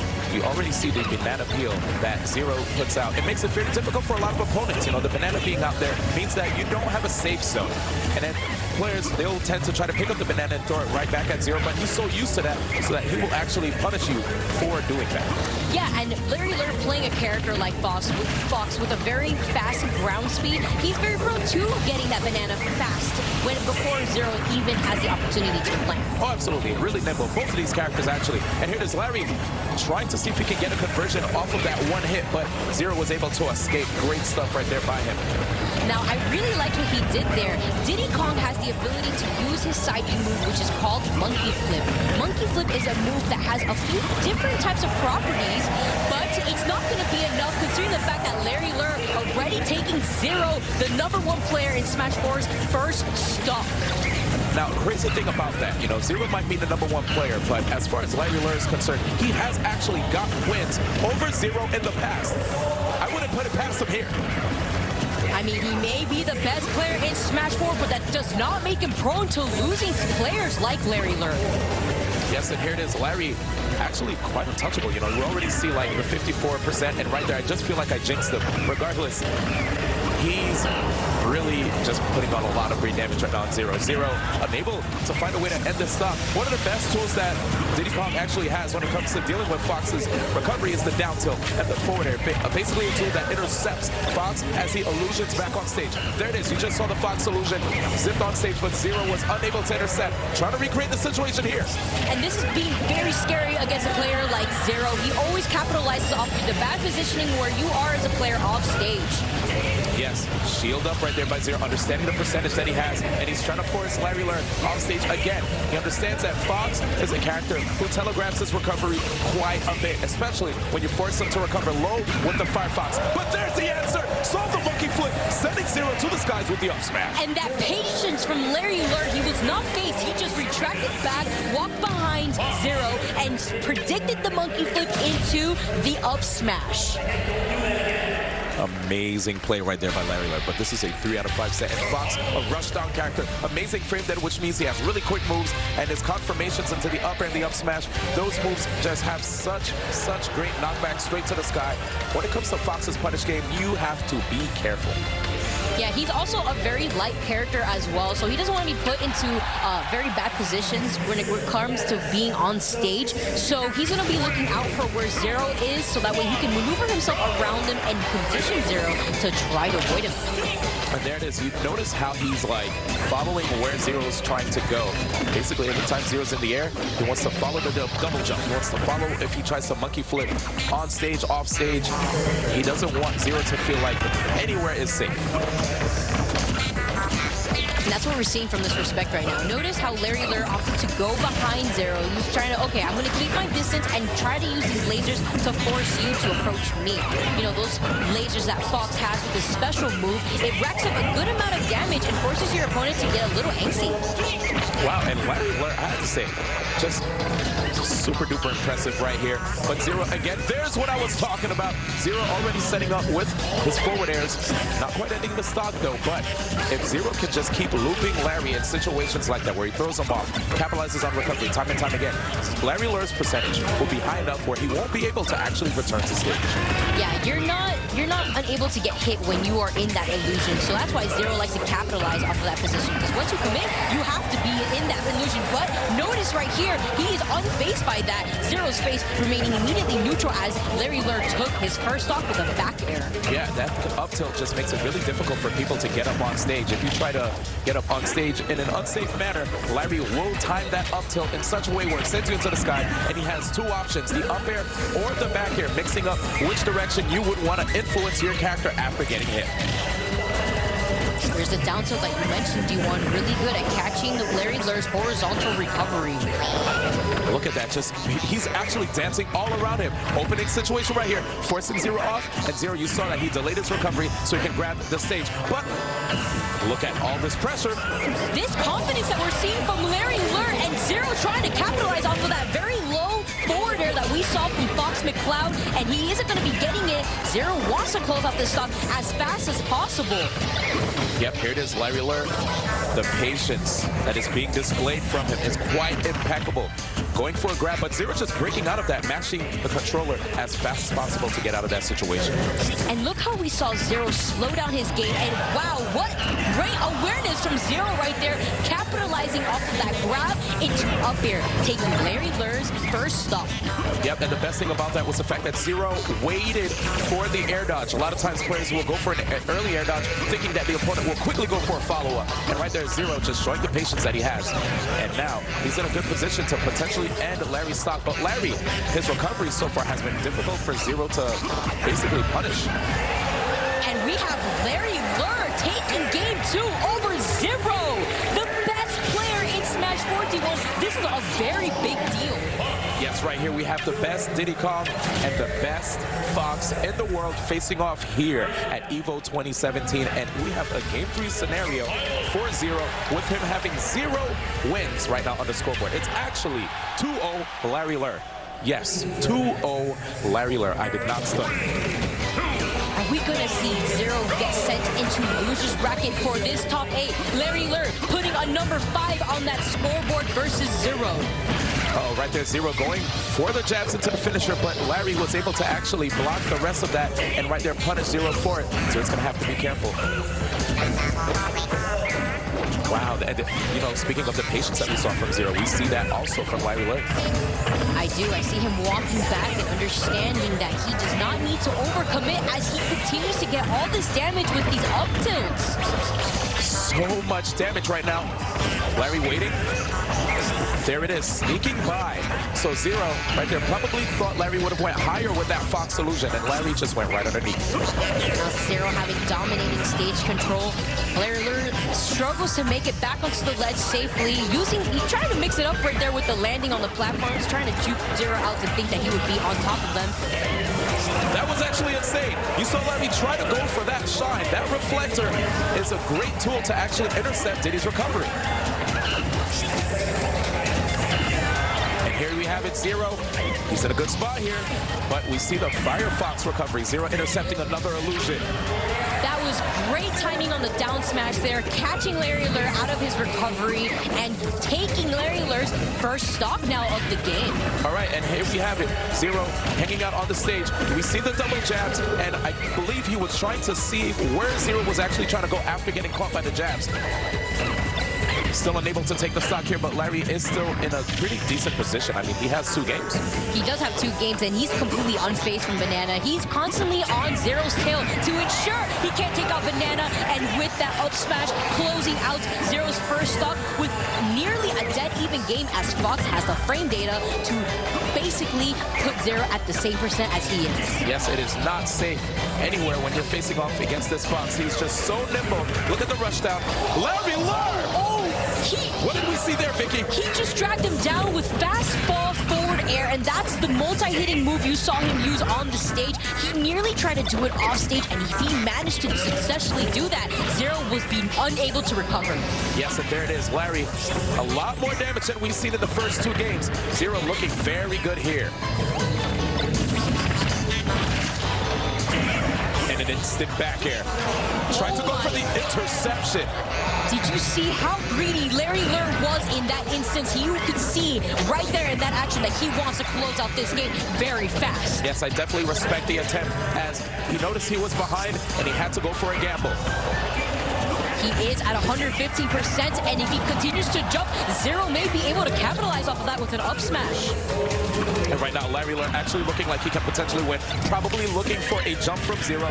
But instead, what do we see here, Vicky? We saw the down tilt to forward air, and as you mentioned, D1, it could be very easy to catch that illusion when you are put into that vulnerable position of making it back onto the stage. Yeah, that was absolutely insane. Going for that down tilt and then just running off stage with that forward air, sending Zero straight into the blast zone. We finally have Zero with 1 on the scoreboard. It is currently 2-1, still in Larry Lurk's favor. We probably have a lot of people from SoCal in the audience cheering for Larry Lurk as they want to see him win. Everybody loves an upset. Would you say so, Vicky? Absolutely. Considering the fact that Zero is the #1 player in Super Smash Bros. For the Wii U, Larry Lurk wants to take his crown from him. He wants to be able to take this top 8 here at EVO 2017. And here it is. Watch how calculated Larry Lurk is in his design. Going for a lot of these full jump aerials. Catching Zero as Zero basically uses Diddy Kong's back air as a walling tool. It allows him to rack up damage. It could potentially knock the opponent off stage. But instead, Larry's trying to dance around it. He's jumping around it, even punishing the monkey flip. Larry Lurk's positioning around Zero is just spectacular. It's what's letting him get away with so much in this game, but Zero's trying to capitalize off of his bad positioning whenever he puts him off stage. That's the one place he constantly wants to have Fox be cloud out. Uh-oh, and this time, Zero not getting caught by that neutral air. Usually it sends him into the up smash. Instead, we have an escape. Wait, the grab confirmation. What do you think we're going to see here from Zero? Well, we saw him use the banana for the first time in that game, and from the down tilt to up smash, Larry Lurk falling right out of that multi-hitting move. And I love how Zero just put out the banana peel so he can have a safe channel just to walk straight in there. Instead, opportunity for Zero. Look at that, the amazing amazing read. He got the knockdown right, stayed in an amazing position, making Larry Lurr second-guess himself and rolling behind that down smash. He was able to predict them perfectly. That's why you saw him space himself at that very moment to capitalize on where Larry Lurr was trying to go. And this is one of the reasons why Zero's the best. If you can notice right here, he's turning things around. He's understanding the way Larry Lurr's playing, and he's actually trying to counter more so what Larry Lurr is doing here. Uh-oh, you can see it right now, Vicky. Larry Lurr's getting antsy. He is getting antsy. That run-up up smash was what he was trying to go for to close out Zero's 127% stock, but that up smash, very convincing. Game 3 right there from Zero. And it was crazy right there. We actually saw Larry Lurr look up to the sky a little bit, probably showing signs of frustration, understanding that Zero, he's one of the hardest players in Smash 4 to play. I feel like, you know, even us explaining this to you guys at home in words, it's really hard to convey it. You know, you actually have to sit down and play this guy and understand how dominating he is when he takes the sticks. It's very, very difficult to play him here in this game. And now we have a Game 5 scenario back on Lilac Cruz. And as Larry was up 2 games, we are at a dead even set count here, ladies and gentlemen. And as we're seeing, we saw a few cracks come up on Zero's plot armor, but he's slowly stitching them up as he makes his way to this victory. Yes, and here it is. Zero. Almost getting that grab there, but not quite. The sneaky monkey flip. You can't put up your shield sometimes because you can opt for a grab from that monkey flip. Yeah, it actually grabs you out of shield, but you could also opt to hit with it instead. Yep, it's a 50-50 scenario here, keeping you guessing. Most of the time, players just try to stay out of the range of the monkey flip whenever Diddy goes for it. Uh-oh, and here's one thing that Larry Lurr does well is his combos, but Zero was able to air dodge out of there. I like the positioning where Zero was with that back air, understanding that the only option that Larry Lurr had to do was to illusion back onto the stage, and he can't land. Zero is right there to catch him every single time. Yes, that quick banana toss to up smash, putting Zero in a very solid position. Only 57%, has his 2 stocks. Vicky, now seeing where Zero is here, what can he do to maintain this lead? Possibly get Zero up in the air as we see him right now. Larry Lurr going for that up air. That was a fantastic down tilt on the ledge. Zero avoiding Larry Lurr, but unable to do it with that down air to up smash off the ledge. And we're nearly seeing an even game, D1. Here we have it. Larry Lurr with he just answered back, and with a 32% differential, some people may think that Larry Lurr is not winning, but you know what? He can actually still bring it back. It's not as bad here. The positioning is what matters most when you look at this game. Having your back to the edge can be really scary in Smash 4, and Zero right now is pushing Larry Lurr to the corner many, many times. And we're seeing Zero consistently keep Larry off stage and on the ledge, but at the same time, if the roles were reversed, it's very scary to have Fox pressure you on the ledge as well. Uh-oh, bad situation for Zero. Larry Lurr trying to go for a punish on that high recovery, but clanks. Actually turns with the monkey flip, and there's a final blow. Zero with the down tilt up smash puts himself in the grand finals winner's side. And that plot armor looking as strong as ever as he does a reverse 3-0. That is actually out of control. The fact that Larry Lurr was almost able to get a 3-0 victory on Zero, then Zero was just able to bring it all the way back. And now let's check out his reactions here in the matches. Look at that happiness, that pop, because he was so close at that moment. It could have been anyone's game. It could have been Larry Lurr's or Zero's, but Zero closing out that final stock and that fist pump right there. One of the things that people also have to understand is that being in Zero's position, there's a target on his back. Everybody wants to beat him, right? They know how he plays. There's so much footage out there of the way he plays, and he even has a tutorial series teaching people how to play Smash. So because of this, it can be very difficult to be in this position. But regardless of all this, he still continues to win.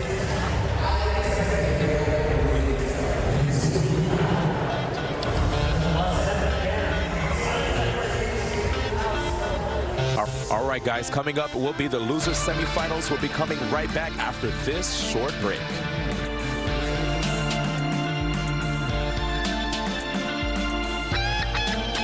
Remaining now, let's check out the brackets, Vicky. We currently have sitting in grand finals, Zero recently taking the set over Larry Lurr. Now let's check out the losers side here at EVO 2017. We currently see Salem having to fight Tweak in this loser semifinals. Yep, with our 5th place finishers, Ken and Nairo, and 7th, The Buzz and Void. 4 players remaining here at Evolution 2017 at the Mandalay Bay Event Center here in Las Vegas, Nevada. Tweak and Salem meet again. Tweak and Salem. Now, this is a match that I've been looking forward to see, considering the fact that both of these players and their characters could do so much damage on each other with just one wrong move from the opponent. Yes, both of these characters actually downloadable characters that were introduced to Smash 4 a bit later, and I will have to tell you, these characters have seen a lot of success in brackets. Absolutely. As Tweak is here, he's trying to maintain stage control as Salem is going to consistently try to look to push him off stage. Bayonetta, as we've seen, could do an immense amount of combo damage off stage and in the air. And you can see right here, even though Salem may have the winning record if you count from 2016 till today against Tweak, regardless of that fact, you know, Tweak has a lot of great practice against this matchup. And this is not the first time that these guys have faced off in bracket either. Notice how Tweak is still playing very careful around Salem. Do know that there is witch time that this character possesses, and it is very lethal, especially at a percent such as 40 for Tweak for him to lose his stock. But notice right there, Salem actually pulling back mid-combo, recognizing not to overextend. Whoa, a bit of a break there between the two players. And if you notice, whenever Salem is in the air, he drifts towards the edge. A lot of times players, when they're in the air, they fall straight back down on the ground, making it easy for opponents to anti-air them. Instead, drifting towards the edge can make it way more difficult for the opponent, as you'll have the ledge to keep you safe. Absolutely. When you grab onto the ledge, you have certain frames of invincibility to prevent your opponent to try to hitting you in that instance. And here it is, an interruption from Tweak, getting that grab, putting Salem in a position where he has to keep recovering time and time again. But Salem's recovery options are so amazing with Bayonetta. You can see from so far away, he's able to still recover and grab the edge, making it difficult for Tweak, which means that Tweak will probably have to opt for a hard-hitting KO move, which he does have that in his limit attacks. And I really like the recovery option that we saw right there from Salem, recognizing that the platform was right above him. He took advantage of mixing it up so that way he'd be back safe. Yep, and there we have it, going for that back air. Not quite ending the stock yet. Another move that he has from the air that can KO Bayonetta is the up air too. There it is. You just saw him use it. Salem has to watch out for it. But actually going for that forward B in midair, but not quite ending the stock yet. Decides to regroup.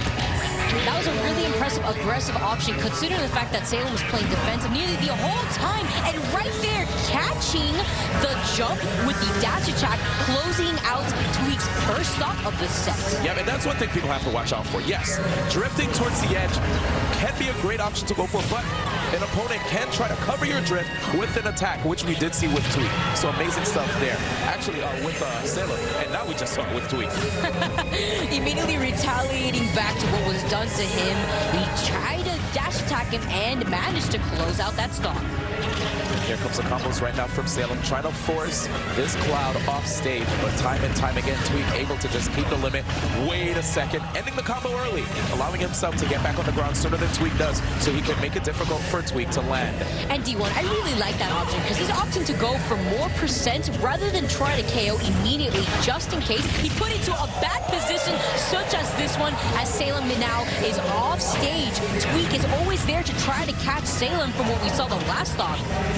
Here we have a limitless Cloud, but Salem still able to keep up the pressure. He's not afraid, gets the back off of that witch twist. Rather risky option there. Roll being one of the most punishable ones there. Tweak able to still land and shield. Salem was right there positioning himself for that roll as well. It seems as though Salem is nearly in Tweak's head. Oh, most definitely. Tweak right now just putting Salem in the skies. And there it is, the reverse climb hazard taking the first game. Oh, that was such a good option from Tweak, understanding as Salem was trying to land beside him, just in case he opted to go for a jump or a witch twist, that up B, that limit up B at that, was there to catch him. very, very, very strong tool right there by Tweak. Salem unfazed, putting on the headset, giving a respect dap to his opponent and leaning straight towards the TV, making sure to just lock himself in, remain focused, understand that this is the loser's semifinals, and if he loses another one, he is out. So this is the game of their lives right now for this top 8 EVO 2017 tournament. And again, just sending Tweak into the skies, trying to capitalize on the landings. Great combo right there too, racking up a lot of damage with that cross slash after the upper. We're seeing a different pace in the match here from Salem. Notice how defensive he opted to get in that instance. And you see, every time he keeps knocking Salem into the skies, he'll even sometimes go for that neutral and send Salem offside, try to capitalize on his recovery. Neutral having such just amazing range. And look how sneaky Tweak is right now, actually. A jumping Cloud could be very intimidating, especially a Cloud Stripe that has limits ready. Great stuff by Salem. He's putting up his shield at the right time, sneaking in the ground to put Tweak in the air, but Tweak getting right back on the ground. And I like the attempt from Salem there. He purposely put Tweak in that situation so that way he could force Tweak to land on the platform so that way he could witch twist him into combos. Yes, and here we have it. The pressure and the back air, taking that stock. Tweak. He only needs to take one more stock, Vicky, from Salem in order to win this. This is Salem's last stock right now of this game, but Salem is not going out with a fight, without a fight currently, as you saw that aggressive approach in the air. Yep, definitely trying to apply as much pressure as possible with the attacks, using the witch twist way more, but Tweak going for the punish, understands that witch twist, great move, comes out very fast, but you can't punish it. I like the patience right there from Tweak. He purposely waited for Salem to get back onto the platform so that way he could get away safely. And again, forcing Cloud off stage, and Tweak with the evasion. Again off stage. Is he gonna have to burn the limit now? Yes, he does. A little bit easier now for Salem. Doesn't have to worry about the limit cross slash, limit anything, actually.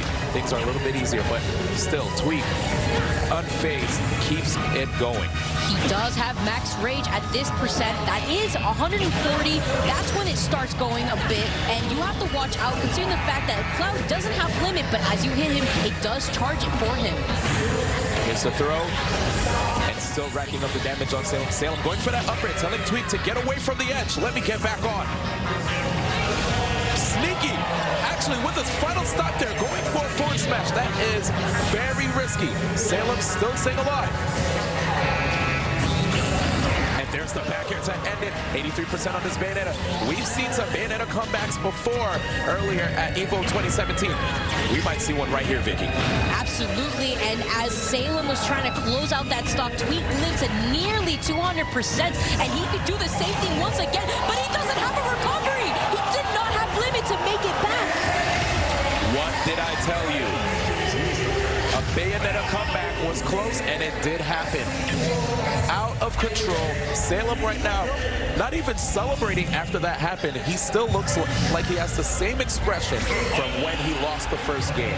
Now, I honestly feel like he did that on purpose. He looks completely unfazed and used his character advantage off stage to take care of Tweak's disadvantage position. I'm telling you right now, Vicky, that is quite the poker face going into game 3 here. We don't know what is going through Salem's mind. Whoa, whoa, whoa, whoa. Just carrying Tweak all the way off stage. Get the stretcher. This might just be the end of the stock. He comes back. Absolutely not. He almost did exactly what he did the last game. Take advantage of Tweak's lack of limits, but he has it right here. He wants to hold on to it just in case Salem gets a little bit over-aggressive.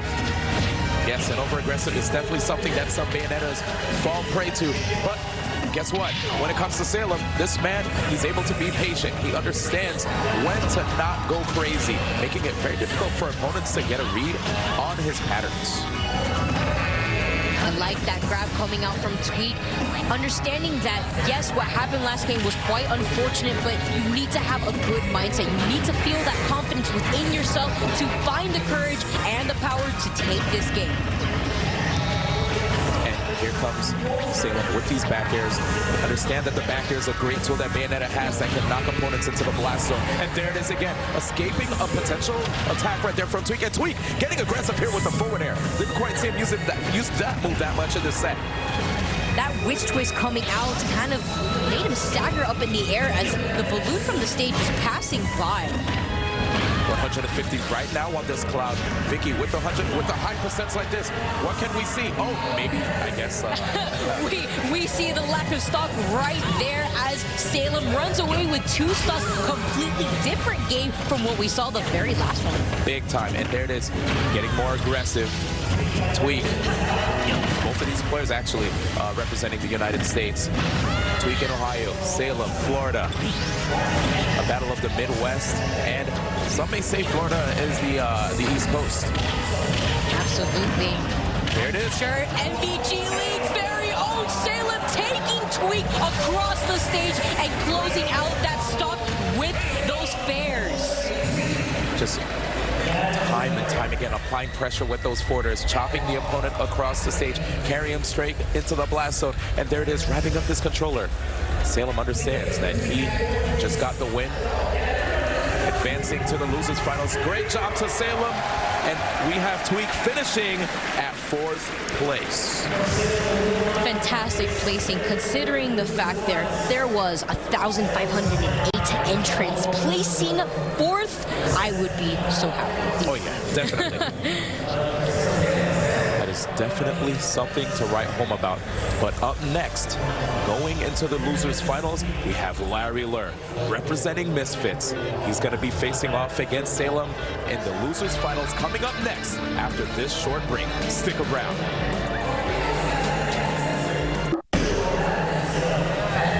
We are back here in the Mandalay Bay, and we have the fans here just rocking out. And the great thing about the fighting game community, you know, especially even Smash, right? Or we'll just say fighting game community in general.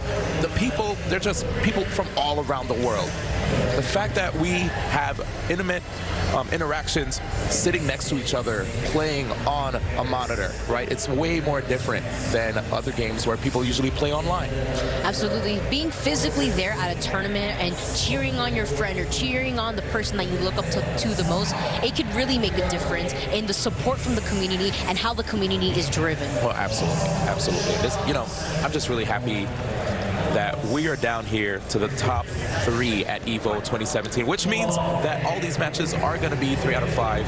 And if you guys want to join in on the conversation, please use the hashtag EVO 2017 to talk about what's transpiring here. Now let's check out the bracket.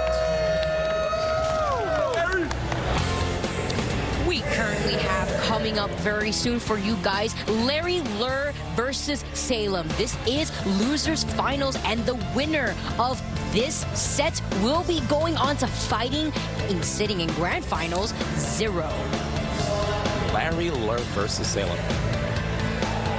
It's going to be quite the battle. It is the run back of the winners semifinals that happened earlier. The second match that we did see on air. And now 0 sitting pretty.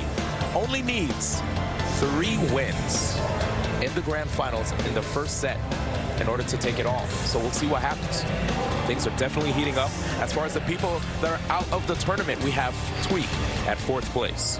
5th place, Ken and Nairo. And 7th place, The Buzz and Void.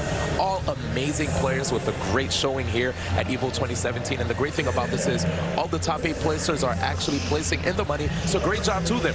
But of course, the top 3 placers get a bigger cut. So we'll see what happens here in the Mandalay Bay in Las Vegas, Nevada, as we wait for Salem versus Larry Lur. And as we saw earlier, Salem actually losing to Larry Lur. And in the past, when both of these players have played, Salem has constantly taken over the set from Larry Lur. So this is a fantastic situation for Larry. He's feeling very confident after nearly taking EVO 2015's champion 0 out into losers bracket. He manages to unfortunately drop it, but he is not out of this yet as he sits right now waiting for his opponents.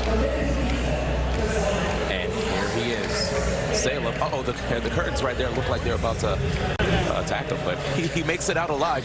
MVG representative coming from Florida, and here it is. The crowd making noise, really happy to see him. And there it is again, the pearly whites, hands up in the air like he just does not care. I'm sure he's feeling very confident right now, especially off of that last set, that nearly very close game, actually, that we saw earlier from Tweak versus Salem D1. Again, the sole Bayonetta representative here. There were so many Bayonettas, actually. 8 great Bayonetta mains were just like got into the top 32 to top 16, made it very difficult for a lot of players, causing tons of upsets. But once the dust cleared, only one remained, and that was Salem. Here it is, unraveling his controller, ready for a run back against Larry Lurr, who sends him to the losers bracket, making him do an impressive run through the losers as well. You see him unraveling his controller, understanding that he is the last remaining Bayonetta, and he's putting down that heel to show that he is the best Bayonetta in this tournament right now, EVO 2017. Oh, definitely the best Bayonetta right here on stage. Larry Lurr, he's done it before, but the question is if he will be able to do it again. Going straight onto Town and City for the first game. Take it away, baby. Here we have Town and City, a stage that could benefit both of these characters. As we saw the last game from Larry Lurr, he was playing extremely patient, so I'm expecting to see a very similar role in this set as well. Yeah, and I'll say one thing, the pressure that I'm seeing exerted by Salem is quite impeccable. He's kind of not even taking any pauses.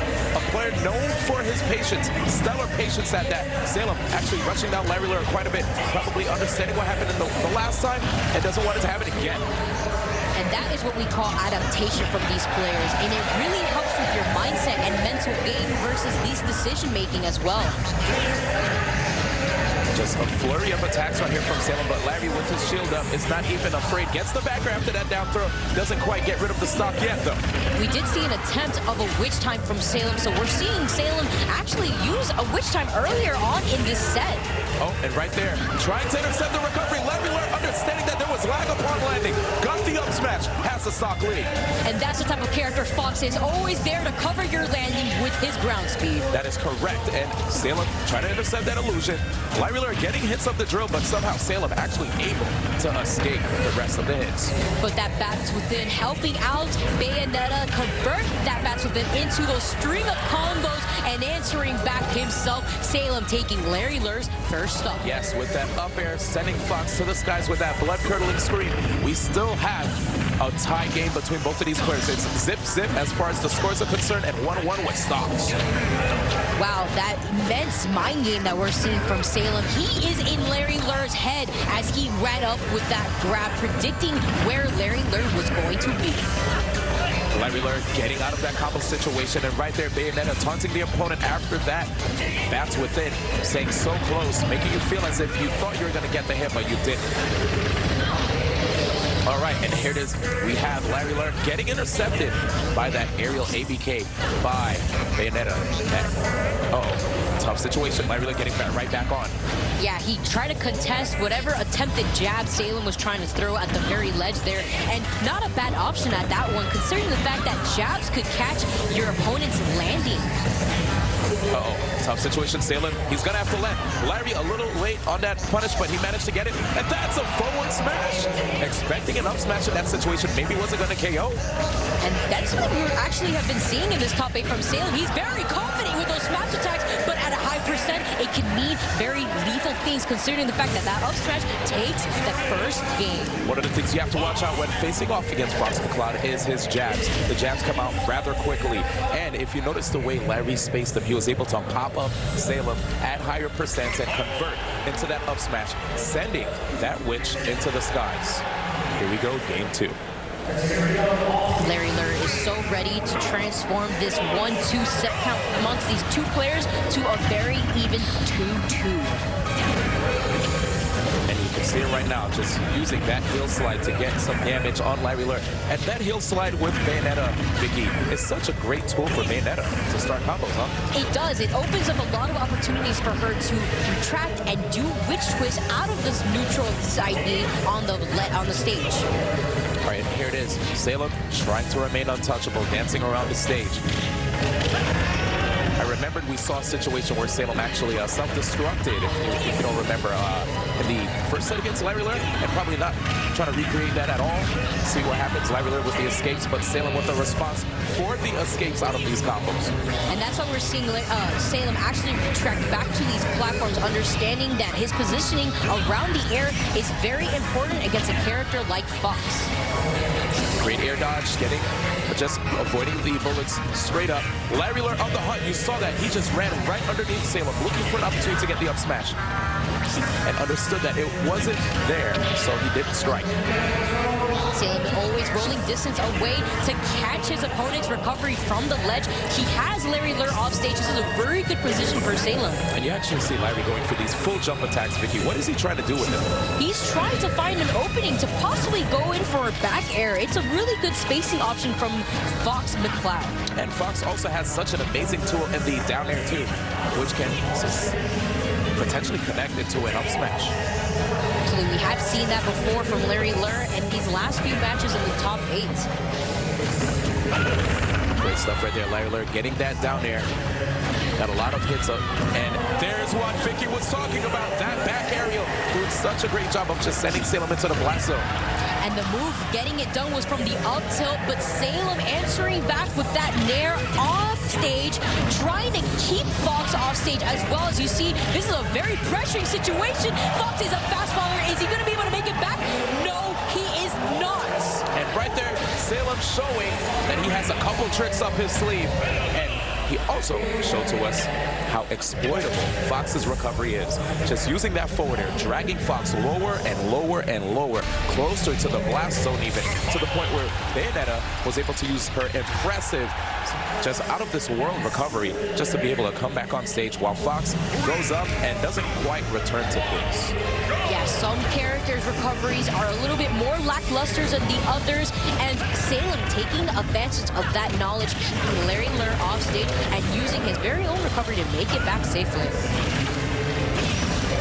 Oh, and Larry Lur, regardless of that bats within to escape the combo, still was able to get him punished on Bayonetta, as the bat within, Vicky, is an interesting tool that Bayonetta has. It is, and it dumps out frame 1 out of her air dodge, so it leaves her in a better position into punishing her opponents with move. Yeah, definitely does a good job of just repositioning where Bayonetta is, and right there, almost another up air, but we still have Salem keeping all of the stocks. Another witch twist. Time and time again, Fox has to put himself in precarious situations because of the fact that he doesn't have the amazing range. So due to that fact, Salem is able to keep using that witch twist whenever Fox is in range.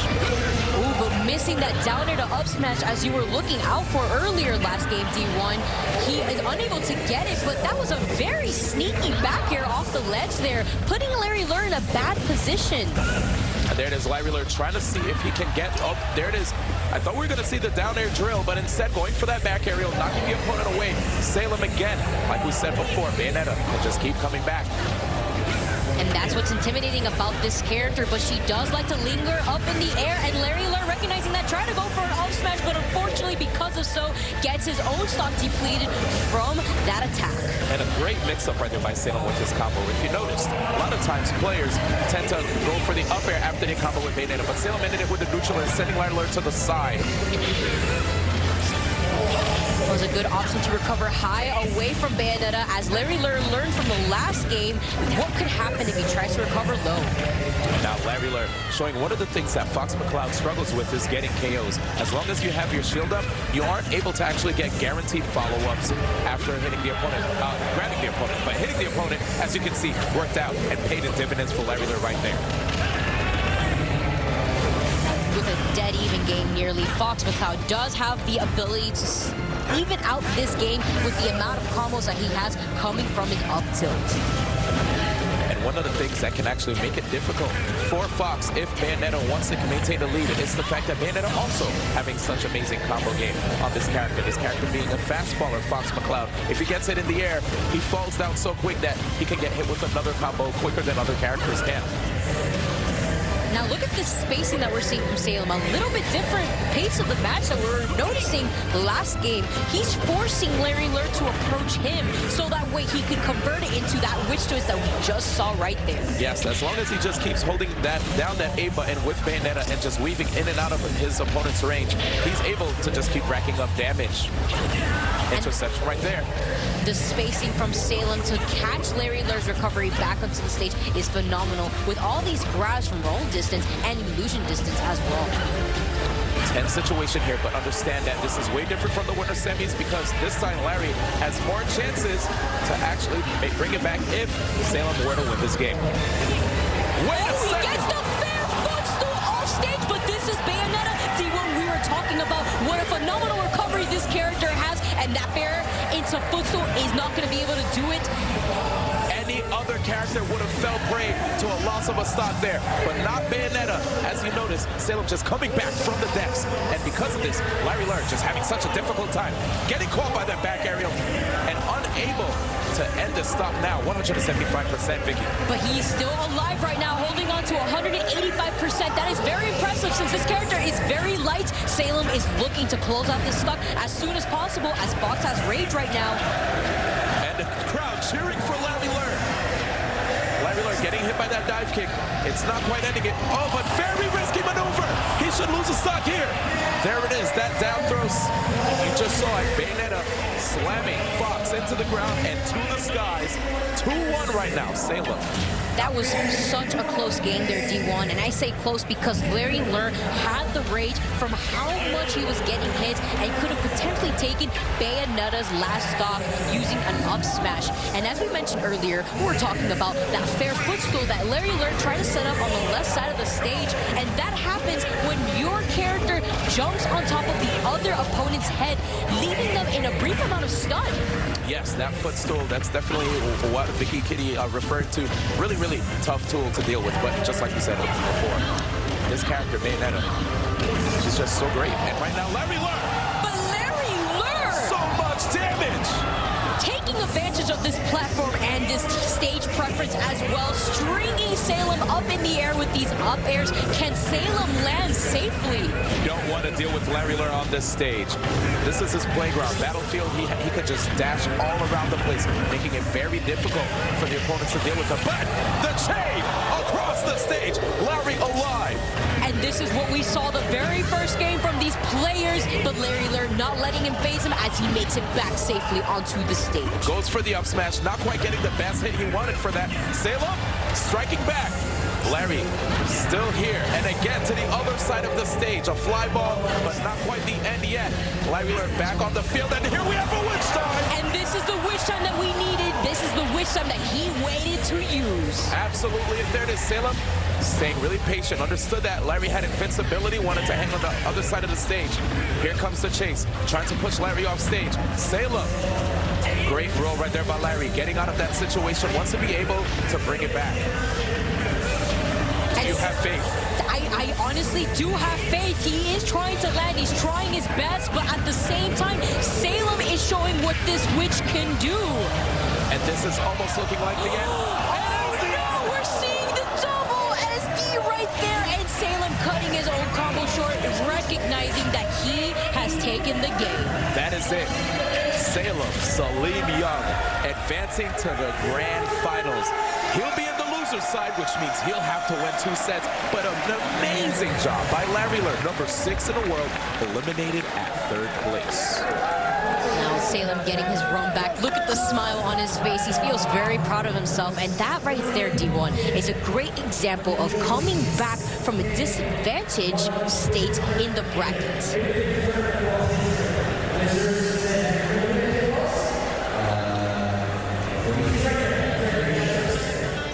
Check this out. We're going to be coming back, ladies and gentlemen, with the grand finals 0. Rolling out with the trophy.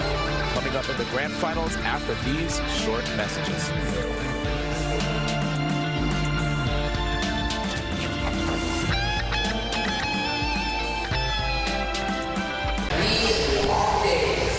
And here it is. Ladies and gentlemen, we're going to touch on the EVO champions of the past. Gonzalo Zero Barrios winning in 2015. And here we have Elliot's ally, Carroza, 2016 champion. I was definitely waiting for Oyamse. Here it is, ladies and gentlemen. We're taking the stage. The grand finals, Zero and Salem. Can you believe it, Vicky? We are here to the final two. Final two, and Salem, he is probably feeling so exhilarated, sitting on this stage, facing off EVO 2015's champion, Zero. Ooh. There it is, and we're going straight into the match. This is the moment they've all been waiting for. Is this what you wanted from EVO 2017, Vicky? All this excitement? Absolutely. Considering the fact that both these players have played before in the past, but not as much as you think. Considering that Zero is 4 on top of Salem, and Salem taking 2 sets, though, in the past versus Zero. So this is very doable for both of these players. And whenever you see these two play, it can be quite a patient battle, Vicky. Absolutely, because Zero at the same time doesn't want to try to overcommit versus Salem. As we saw in the past, Salem keeping that witch time when it's most crucial in the matchup. Speaking of witch time, that is a tool that Salem could use to actually deal with the banana. And then he'll get invincibility on his character, allowing him to mount more pressure on Zero. Yes, taking advantage of what the other character may have as a tool. Hanging back, trying to catch the landing, but Zero escaping. Here's what gets really scary when you're facing off against Bayonetta. Getting caught in the sky, wondering what you should do to escape the combo. Whiffing that backer right in front of Zero. Zero was able to retaliate back with the grab, throwing Salem off stage, and as you saw right there, that was an attempted witch time, but Zero, seeing how defensive Salem was playing, managed to get the grab and push Salem off stage, pressuring him further. You see Zero right there, just getting rid of the banana peel, noticing that Salem was not going to inch forward right now. Zero actually going for a KO option, Vicky. Yes, he wanted to close out that stock already, considering the fact that Salem is already at 128%. Bayonetta is still light, so Diddy Kong has many tools to close out this stock. And there it is, knocking Zero underneath the stage, but both players come back. That recovery, but it does not matter as Zero maintains his cool and closes out that stock with the up smash. Yes, Zero only needing 5 more stocks to remove off of Salem in order to win. Great recovery right there. You notice he was able to sneak by because Salem has a myriad of tools that can actually interrupt Diddy's recovery. Absolutely, and I like how Zero used the platform to his advantage to try to mix it up just in case Salem thought that he was going to try to use the platform for help. And the back air, 153%, losing that stock. We're tied right here. Let's see Salem waiting to see what Zero does. You see him going for the platforms a little bit, trying to show a lot of respect to this banana peel, but now that he has the banana peel, things can actually get scary for Zero. Absolutely, that banana peel allowing the players to overextend on their combos as it leaves you slipping up on the stage. But there it is. Not trying to get caught by the banana peel, seeing the witch twist, stopping any potential follow-ups. And right now, we have Salem getting the whip punish on Zero. One more time. Doesn't get the KO. Not at all yet, because Zero managed to escape that combo and influence where he was going to land. Exactly. Now we have Zero again getting some damage here with a monkey flip and enough time for him to pull out a banana peel as well. Salem just jumping all over the stage. Understands that he doesn't want to get caught by the banana peel.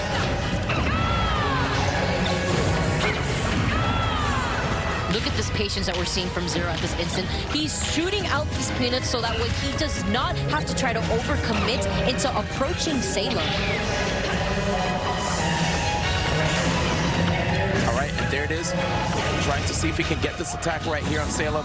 There's the grab, forcing Zero to recover on stage. Salem is staying grounded, and it can be very scary as he was holding banana there to catch Zero's landing. There's the banana peel. Looking for an opportunity to catch Salem as he touches the ground. Will Zero be able to get that opportunity?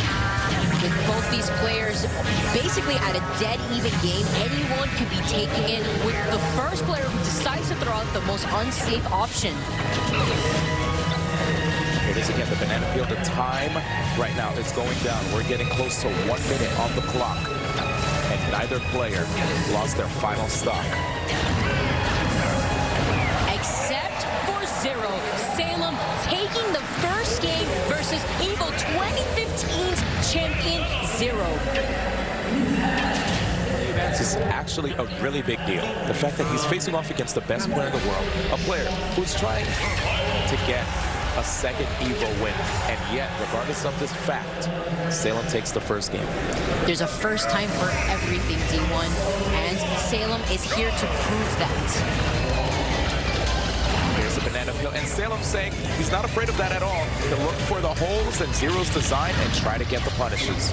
And I like the choice of up to you go to this Town and City stage, D1. This stage could really help out Zero on mixing up his recovery so that way he does not need to land around Salem. But then at the same time, it does the same benefits for Salem, and as a character like Bayonetta, that is very necessary to prevent herself from getting punished. Oh, and an amazing escape right there. Zero actually got caught on the platform as it was on its way out.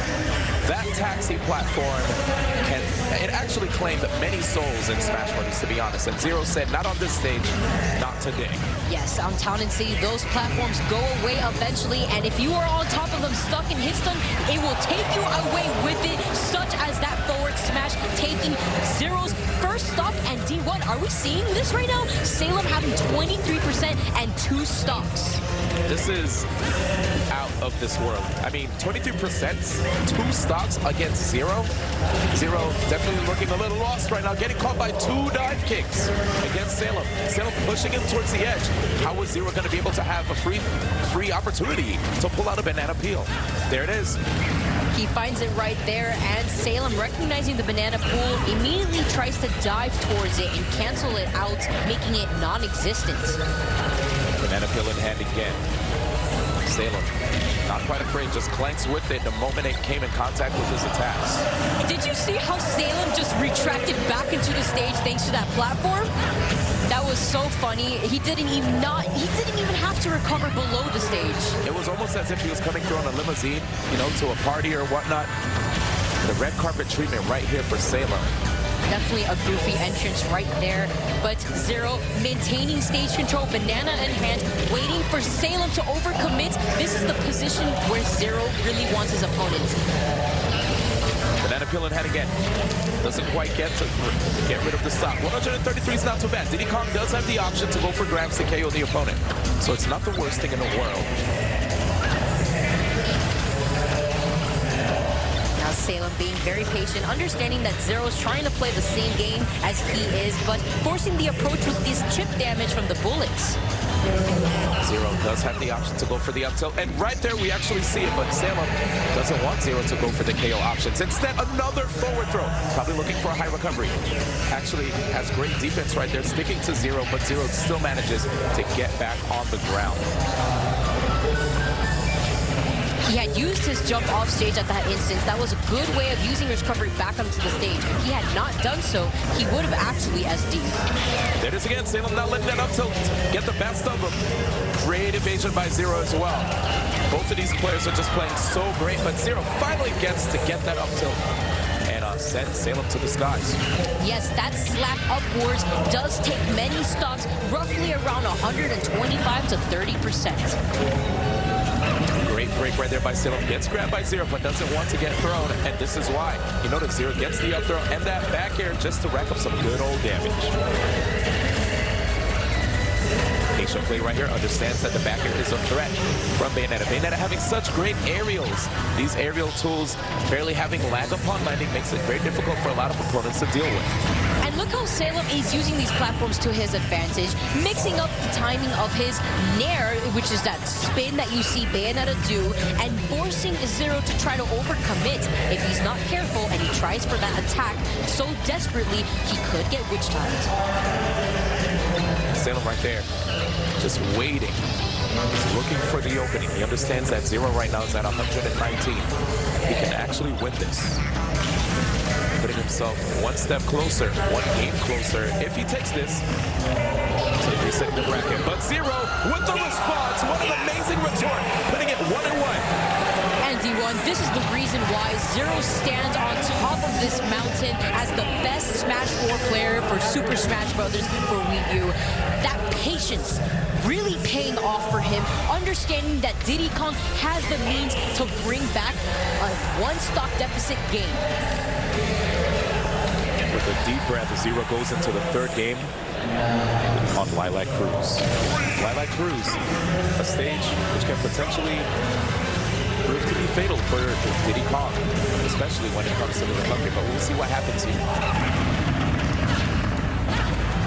Now Lilac Cruise being very beneficial for both of these characters as well. As you see, the stage likes to tilt left and right and then stay neutral, allowing Bayonetta to land a little bit more safely from her crazy aerials, and then for Diddy Kong, allowing him to make it back onto the stage safely with his monkey flip. Yeah, but watch how Salem goes for these grabs to send Zero into the air. But Zero, he always uses great DI, which allows him to escape follow-ups.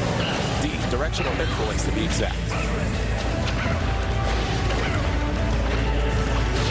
And right now Salem covering the drift, using those bullets to intercept and tries to go for that neutral alert. He had a solid game plan, but Zero saw right through it and recovered safely. That was a really good angle on Diddy Kong's recovery in particular, considering that it does have a hitbox, so any opponent trying to edge guard you, make sure you're right there to cover yourself. Nice, going for the back throw to get the free banana pull. But Salem knocking Zero off stage. There's the interception that he wanted. One more! He can still try to make it back, but Salem makes sure that is not possible, being right there at the right time to catch him out of recovery. Quick banana peel toss. You know, sometimes going for those banana peels can leave you open. Right, Vicky? Absolutely, as we just saw right there. But noticing that Zero really wanted that hit in, he is going to be able to witch time that attack, but not get much off of it, D1. And there's the up smash, an amazing punish on that heel slide. You know, you get so much from connecting the heel slide. It opens up to great combos, which can end with the opponent losing their stock off the top. But Zero right there showed that, you know what, as great as this tool is, it comes at a price. And that price was a loss of a stock as Zero had his shield up. Look, there's that spacing that we saw from Salem again. Tracking back, immediately covering Zero's option. Zero with the escape. You saw the combo. I thought it was going to be the end of the stock, so I had to hold my breath. But here we have it. Salem tossing out that safe pressure with the back air. Zero doesn't want to deal with it. We saw him actually go for a forward air of his own, a pretty great ranged aerial. Here it is, Zero. Another banana. We were already used to seeing from the last game that Zero, with so much percent on him, unfazed, playing the patient game and forcing Salem to approach and catching Salem at the time that was necessary. And we're seeing something very similar to this right here, but Salem understanding the type of playstyle that Zero was opting to go for the last game, is going to try to catch him out of it. Oh, but a tricky situation for Zero. Salem getting very aggressive, going for these moves that can open up into a back air or an up air. Great KO stock closing tools that Bayonetta has. Here it is, Zero. He's gonna need that banana peel. He's keeping it close to him to see if he can get an opening. And look at Zero crouch underneath this bullet attempt right here. We're seeing straight respect from these players. They're not trying to overcommit because they know what is at stake if one opponent tries to go in for the attack. And here's the grab. It's not going to end the stock yet, but it puts Zero in a tough situation because now he was susceptible to that back air pressure near the edge from Salem. Now, once again, he's off stage, but Salem remains grounded, does not want to overcommit, and is in roll distance for that grab. We're seeing that very commonly from a player like Salem. Oh, and Salem thought that Zero was going to run all the way back to the edge, tried to get that throw. So you want to get that forward throw near the edge of the stage, because then you'll be closer to the blast zone. It has such great horizontal knockback when you get that forward throw. Look at this weight, D1. Did you see how Zero tried to linger on the ledge because he knew that Salem really wanted that grab, and successfully getting so, he manages to take the next game. Yes, right now, 2-1, Salem's favor. If Salem wins the third game, we're going to have a reset where both players will be in the losers bracket. And then they will have to replay a 3 out of 5 set. So let's see what happens here. And we're seeing the Town and City pick once again as Salem, we saw, he really felt very comfortable on those platforms. One thing I really liked at the beginning of the set, or this match right here, is the fact that when Zero went for the banana pull, Salem actually shot the bananas out of the skies. And here it is, combos from Bayonetta. Zero always mixing up the way he gets out of it, but he takes a lot of damage at the same time. We already saw from the last few games, he doesn't really seem fazed by getting all this rage, gets damage at the same time, because it could benefit him in the end on closing out Salem's stocks relatively early. Nice, putting Zero on that platform, and now he has control of the banana. It's almost like a game of hot potato, actually. You always want to get that banana first, considering it allows you to overextend on your combos and to rack up much more percent or potentially a stock. Wow, and right now we have Salem who's actually putting Zero in situations where he wants him to roll. And right now Zero, because of that, is going to have to be cognizant of the pressure that Salem is exerting and responding accordingly to that. I liked how Zero did not try to use that monkey flip in that instant, seeing that Salem was really looking for it at that time as a high recovery option. Banana peel in hand, keeps going for the peanut poppers as well. Salem goes right through all of that, does not care. And Zero, being introduced back on stage with the platforms, is able to keep center. And how important is center when it comes to Smash 4? It's extremely important, considering the fact that you have the ability to shield and you're not off stage or jumping constantly. Right there, Zero was able to pressure Salem onto the ledge and punish him with an up smash. Wow, probably expecting a roll there, but no dice. And as you can see, Vicky, it looks like, oh my goodness, what just happened there? As we could see that Salem actually used Witch Twist against Zero off stage in that instance, and Zero was trying to make it back. He got stage spiked, which means he got slapped up against the stage and fell to his death. One of the tough things about dealing with multi-hitting moves like the Witch Twist is that you won't know when's the right time to press the trigger buttons to actually tech and hug the side of the stage after getting hit. So great stuff by Salem right there, capitalizing on that situation.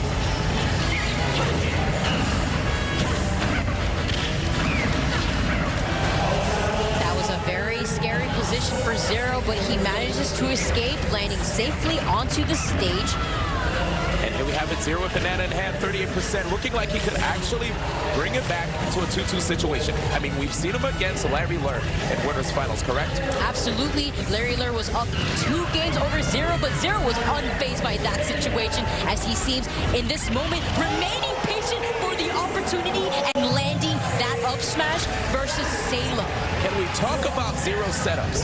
He had the banana on field, but it was actually hidden by him. He was standing on top of it. Salem thought that it was a safe zone, an area for him to just run around while trying to interact with Zero on stage.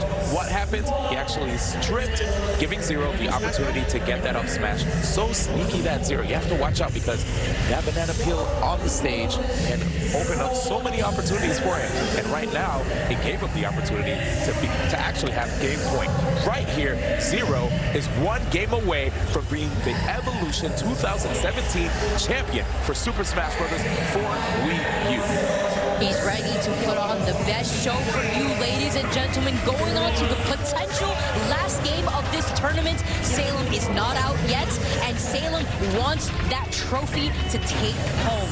What are we going to be seeing here, D1? It definitely looks like Zero, knowing how solid of a player he is, he's probably trying to just close this out, doesn't want to go to a second set, understanding that playing against Salem can be quite difficult. He did mention that going up against this player, who he has known since Super Smash Bros. Brawl, is very patient, a hardened, well-seasoned veteran when it comes to Smash Bros. And because of that, Zero, he can't just, use any tools that he would use to steamroll a novice. Against Salem, he has to go to the next level. It's more so playing the player as opposed to the matchup. And that's why we're seeing that patient game from Zero, understanding that this is a character that could really take advantage of very bad situations. Earlier on in the bracket, we saw Zero running games away, playing as aggressive as possible, but notice how he's mixing up his recovery and playing a little bit more defensive against such an aggressive character. Absolutely. Look at the escape artist. Zero keeping the stocks. 122 right here. Is he going to go underneath? Oh, wow. That mix up on the recovery, managing to land on the platform and maneuvering his ability to get safely back onto the stage. Yes, but Salem, he's still on the hunt. You see how fast he's just running around the stage, getting those grabs on Zero every time he tries to land. There's a banana on Zero, finally putting Salem in a weird position, but a trade making Salem get that stage presence that he wants. Salem always there, catching Zero's landing from the ledge with that witch twist or grab constantly. Yep, and here it is. Zero doesn't want to deal with the shield break, and if the shield is small, you can actually get a shield stab, which could lead to an attack hitting Zero when his hurt box is actually exposed from the shield. I like the peanut attempt right there, trying to catch Salem's landing, but Zero is not going to be able to monkey his way out of that one. He now has one last stock. Salem is so close to potentially resetting this bracket, D1. Yes, gets that peanut, gets the forward air. Stock still intact. Another peanut into forward air, 127%. And we have a witch time. Here it is, 3 back ends. Salem trying to end it right now. But not able to close it out just yet. Zero escaping with only 39% on him. We saw something very similar to this, like game 1, D1. Yes, right here, Zero. Oh, actually getting the up smash. I thought we were going to see a grab because Salem had the shield up. Now Zero with the opportunity of a lifetime. He can still be the champion of EVO 2017 here in the Mandalay Bay at Las Vegas, Nevada. Zero, what answer do you have for us? Will you be able to take it, or will Salem reset it? As he's holding shield right now, he really wants this trophy. Does not want a reset from occurring right now. Waiting with Banana at the hand to take advantage of the conversions that come out of it. Yes, and here Salem putting Zero on the platform. Very precarious situation. He has to find a way to get back down. Takes a little bit of damage, but it was a nominal amount. He's back on stage, Banana in hand, and now we're going to see what response he has for Salem. The witch twist, very quick tool. Zero has to show respect to them. The witch twist can send Zero into the sky. And catching the banana as well, Vicky. We're seeing a very patient game from both these players right now. Salem using the platform to his advantage to mix up his way of maneuvering himself around Zero. And now Zero can't quite go for his aerial approaches because it looks like Salem will try to go for an air-to-air and catch Zero. Uh-oh, bad situation for Zero. Gets the up air after that combo, and the stock. Sound effects added. Are you ready? Introducing Pocket Racers, the furiously fast, wickedly fun micro RC cars you can race like a pro. Small enough to fit in the palm of your hand. Pocket Racers offer mind-blowing speed and super precise razor-sharp handling. Each Pocket Racer comes fully equipped with a 1.2-volt NiCad rechargeable car battery, super bright LED lights, 4 racing cones, and a display case that transforms into a full 4-way remote control. You can choose from one of 4 awesome car styles when you call or go online at getpocketracers.com. Each comes with a rechargeable RC Pocket Racer car, a full 4-way remote control, and 4 racing cones for $19.95 plus $4.95 shipping and handling. Unleash your racing skills with the incredible RC Pocket Racers. You can call or go online to getpocketracers.com. Batteries not included. You must be 18 years or older to order. 157, he could potentially get grabbed. Banana's right there, a little bit of damage. That was an interesting situation. Very scary now. He gets the hit, but it was an air hit, not getting a trip. Look at the rolls from Zero, Vicky. That was such a good option coverage from Salem, and we are getting a bracket reset, D1. Absolutely. See, Salem has such an amazing setup. Using the jabs, going 1, 2, 3, waiting for the escape option. Zero said, okay, I understand that this is one of the most damaging jabs in the game. I don't want to get caught in a situation where you see the rapid jabs come out, then the finisher, and then Zero loses the stock. So in a panic situation, Zero jumps out, thinking that he's safe. Salem pursues him in the air, gets the up air, and ending it right there puts us here with a fresh new set. This is the final set of the tournament, Zero versus Salem, game 1. And the mindset that Salem has going into this game after resetting the bracket versus EVO 2015 champion Zero, it is incredibly important because he's playing with confidence now. Oh yes, definitely playing with confidence. Salem representing MVG, Zero TSM. Both of these players not only are representing their, just playing for their friends, their fans, but also their team too.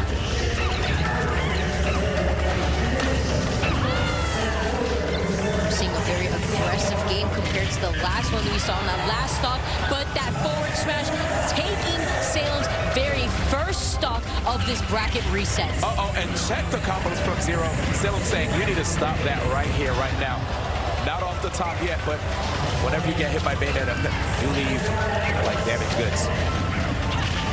Combos right here. He's getting sent very high up at this percent. It seems as if Salem's very unfazed by this stock loss, seeing as Bayonetta could rack up so much damage. Intercepting everywhere. Salem's trying to go now, looking way stronger in the second set. Zero getting caught by Salem here. Salem fully capable of bringing it back as his combo game makes it difficult for Zero to maintain leads. Look at Salem roll distance away once again, but Zero being as patient as a player as he is, making it back onto the stage with a very aggressive option. For an opportunity to catch a banana toss on Salem, but Salem, you notice how much time he just has in the air and leaving a bunch of hitboxes in his wake. Beautiful chase. Wow, that two stock coming from Zero, making it look so convincing that whatever happened the last game never happened at all. With Zero in the lead now, 1-0. We're back in that situation where he has the momentum. He looked way more confident. He didn't drop a stock right there to Salem. Salem has the game face. He looks rather intense. You don't see the smile. The smile is gone. Zero right there, too. If you notice his fist, he's celebrating right there. Very happy with this last performance. I did notice a difference in playstyle coming from Salem that last game, seeing that he was playing a lot more aggressive compared to how he used to just hang out in the platform and wait for Zero to overextend.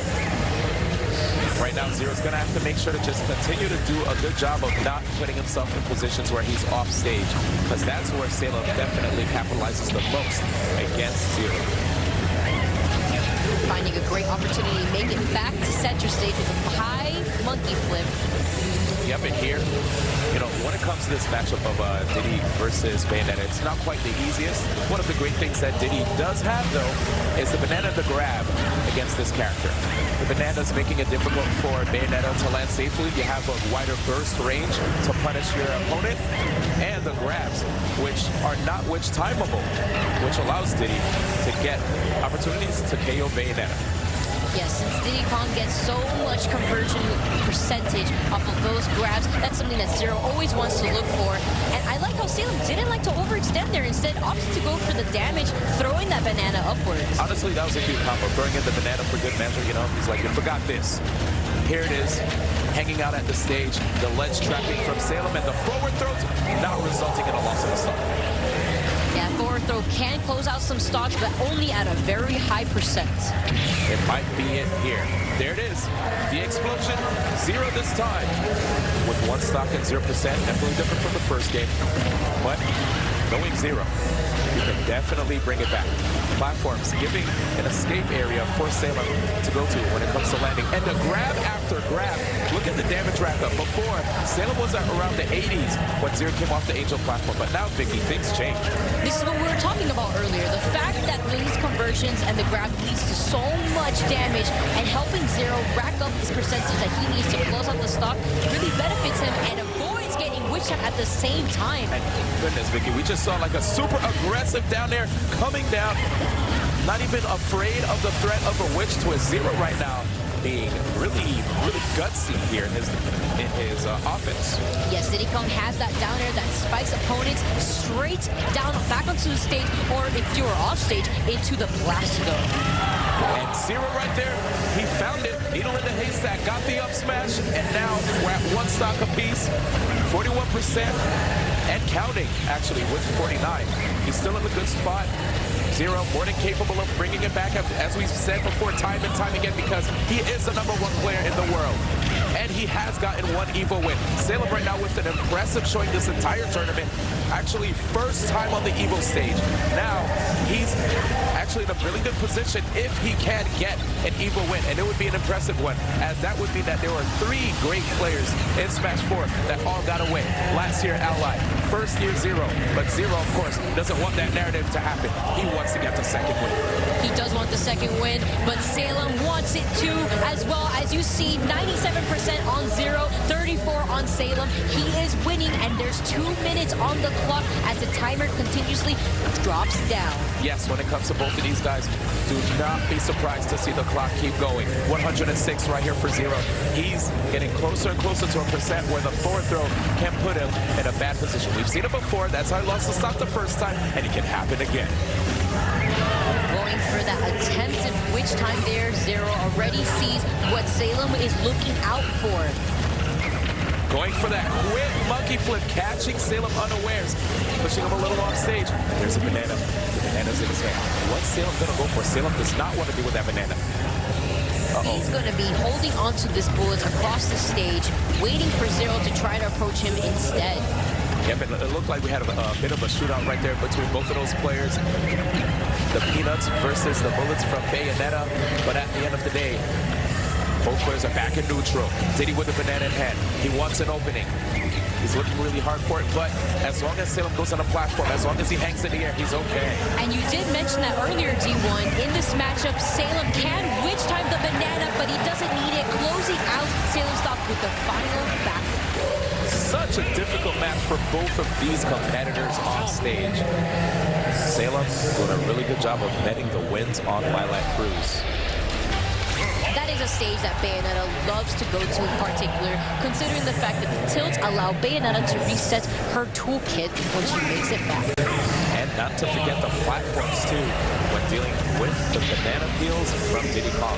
Here we go, ladies and gentlemen, we're going to the third match at the second set of the grand finals with Zero and Salem on Talman City. Now, Talman City, why would Zero want to go here? Well, it could be because he feels very confident being on top of the platforms, but also mixing up his own recovery as he does not want to be below the stage versus a character like Bayonetta. And now we have Zero, who's basically just waiting again. Watch the neutral airs. The moment an opponent lands from doing an attack, there's very, very slight landing lag that you're able to capitalize on. Especially here with Bayonetta's neutral air in her back here. If you can just interrupt those frames and catch them. But good stuff, Zero. Actually interrupting Bayonetta as she was still in midair and got the grab immediately. But Salem trying to overcommit to those witch twist combos up above the ceiling of the stage. Zero always managing to find his footing back up to the stage after them and is never phased. Great escape by Zero, getting back on the ground. Looking for a safe banana pull, he gets it, and I love that. That banana pull, sometimes I feel as if he does it to basically, wait a second, not the end. Basically to use it to make opponents want to approach him, right? It's like, okay, if you're gonna stay back here, I'm gonna go for the banana peel that you don't want to deal with. Chase me. Absolutely, but Salem manages to survive that attempt from the smash attack and survives, but again with the bats within, saving Salem once again. The only character that could do that is Bayonetta as well. Coming out frame one, Salem is running away with all this stage control, D1. And watch the survivability of Zero, a character who is well known by many people that play Smash Brothers, that his recovery is super duper exploitable. Regardless, Zero doesn't care. He keeps coming back and he strikes back with that fair to Bayonetta's face, taking that stock. Now Salem with his very last stock of the game. Zero having the rage necessary to apply so much pressure, but at the same time we saw from both these players that they could convert from being very aggressive to also very defensive. And there you have it again, the escape artist Zero. No matter what situation he's in, he's able to come back alive. Now we have Salem hanging back, trying to see if he cannot deal with any of Zero's pressure, but Zero says, well, you can see it right now. He's speaking with his gameplay. He's not afraid at all. He's going to keep on attacking whichever way he pleases. Salem basically is going to have to deal with it. And Zero completely exploding out of that blast zone. Now with this final stock, we saw in the past already, Bayonetta and her combo, she has the ability to bring back this game, but Zero is going to make sure that does not happen with 0% on his second stock, taking the game over Salem. And right there, you see that? Zero, super happy. He's like, that's right. He is so happy right now with his impressive performance here in the second set. How many games does Zero have to go now? This is the last game that he would need to win to take EVO 2017. With the win right there in his sights, Zero is going to make sure to play as clean as ever. Let's see what he does as Salem tries to break up the combo immediately while he was in midair. And I like that punish from that whipped back air on shield, that witch twist, something that Zero is going to want to look out for whenever he commits to doing an aerial on Salem's shield. Great grab right there, and the combos are just going to keep on coming. I like how Zero put himself in a position to get a second forward air after that first one, just so he could get some bonus damage. We're seeing a lot more of a fast-paced match compared to the last game we saw from the bracket reset D1. Oh yes, Zero so far, his conversions off of bananas have been good, and he's been getting a lot of good call-outs too on what Salem would do. But this could be a stop. No, Zero. He was able to get out of the combo. You know, recently there was a patch, Vicky, that has been helping people out against Bayonetta. Yes, it allows you to actually influence your directional inputs away from those combos. But we were speaking that this may be Zero's last game if he manages to take it. But Salem, it seems as if he heard us, understanding that he is not going down without a fight. Oh, absolutely. That kick right there was a statement by Salem. He wants to win. He wants to remain in the game. He wants another one on the scoreboard so that we could go to a Game 5 situation. But Zero does not want that to happen. He wants that second EVO win. And taking so much damage right now, it's looking maybe a little unlikely that he may take this game, especially knowing how strong Bayonetta is. Yes, but we've seen Zero come back from further. This is very possible for Zero to still take it with only 60% on him as he continues to keep Salem off stage on the ledge. Right there, Zero probably guessing that Salem was going to escape, but oh my goodness, and look at that strut! Walking down the runway, taking the fourth game. We have a real match, ladies and gentlemen, here at Evolution 2017. It's down to the wire. This is it for all the marbles. Both of these players are duking it out. What stage are they going to be playing the final match on here in the Mandalay Bay for Super Smash Bros. For Wii U? And we have another Town and City pick D1. This is the ultimate grand final match amongst these two players. We are seeing a Game 5 situation amongst the best player in the world and the best Bayonetta to walk this stage. Oh, indeed, and it's crazy because way back in the day in Super Smash Bros. Brawl, Salem actually took a big tournament by the name of Apex, and ever since then, a lot of people joked that, you know what, Salem might be a one-hit wonder. He's the type that will do really well, and then you won't see him do that well, that much, won't produce great results afterwards. But right here, Salem showing that, you know what, he's here to play. And that double air dodge coming out from Zero, recognizing that is one spot he never wants to be in against this character. Look at Zero's pressure right here. Vicky, it's beautiful. He's going for these bananas. He's mixing up his attacks, his grabs. He doesn't want to be too predictable here, especially against Salem, who has such a great punish game. Absolutely, I agree. Seeing here as Zero holds the banana in hand while he also holds shield, finding a way to capitalize off of Salem's landings. And there it is again. Salem trying to remain as untouchable as ever, especially when it comes to the projectiles. You understand Zero's conversion rate off of projectiles is quite high, and he doesn't want to become a statistic. He was trying to catch Salem's landing there with the banana once again, but Salem recognizing what Zero wanted to go for, and look at that D1. Salem is always up in the air, predicting where Zero wants to try to mix up his recovery towards. Yes, and here it is, the fourth throw, trying to set the recovery, but Zero delaying it. And there's that witch twist again. It's very scary, the fact that Zero has to get so close to Bayonetta, but he does have the banana. He only wants to go for it when he notices that Salem will put himself in a position where he can get actually hit from it without having shield as an option. Zero does have 133%, but recognizing that Salem was in a bad position, waited for the air dodge and capitalized with an up air, taking Salem's potential final stop. I'm telling you right now, patience is indeed a virtue. As you can see, Zero, 2 stocks, 150%. You don't want to rush against a player of Salem's caliber. And because of that, Zero is able to actually keep up and maintain the lead against Salem Vicky. Coming from these double forward airs here, pressuring Salem to try to go for the ledge. Notice how Zero, he had the banana out there. He's not afraid, but now Salem. Uh-oh, never mind. Salem looked like he had control. Zero sending him to the skies, but not the end of a stock. Vicky, it's getting crazy here. He nearly has 200%, gets the double up air right there as Salem air dodge past the first one. He's playing so aggressive at this moment, D1, but Salem manages to close out at least 1 stock. This is the final stock amongst both these players for this tournament, D1. Yes, but with 101%, Salem on the verge of actually losing a stock or getting a crazy rage combo on Zero, taking first place here. There's the wedge twist. He takes them to the sky, but they're not ended. He had a drop right there. Surprising stuff from Salem. Another chance. But he tries to capitalize, and this is the first time that we see the ceiling combo. Salem taking it over Zero here at EVO 2017. D1, that all happened so fast. Zero had the lead. Salem was behind, and that didn't matter. Salem managed to close out the final game in Grands versus Zero. 100%. Salem's performance right there was out of control, and that deserves a destruction.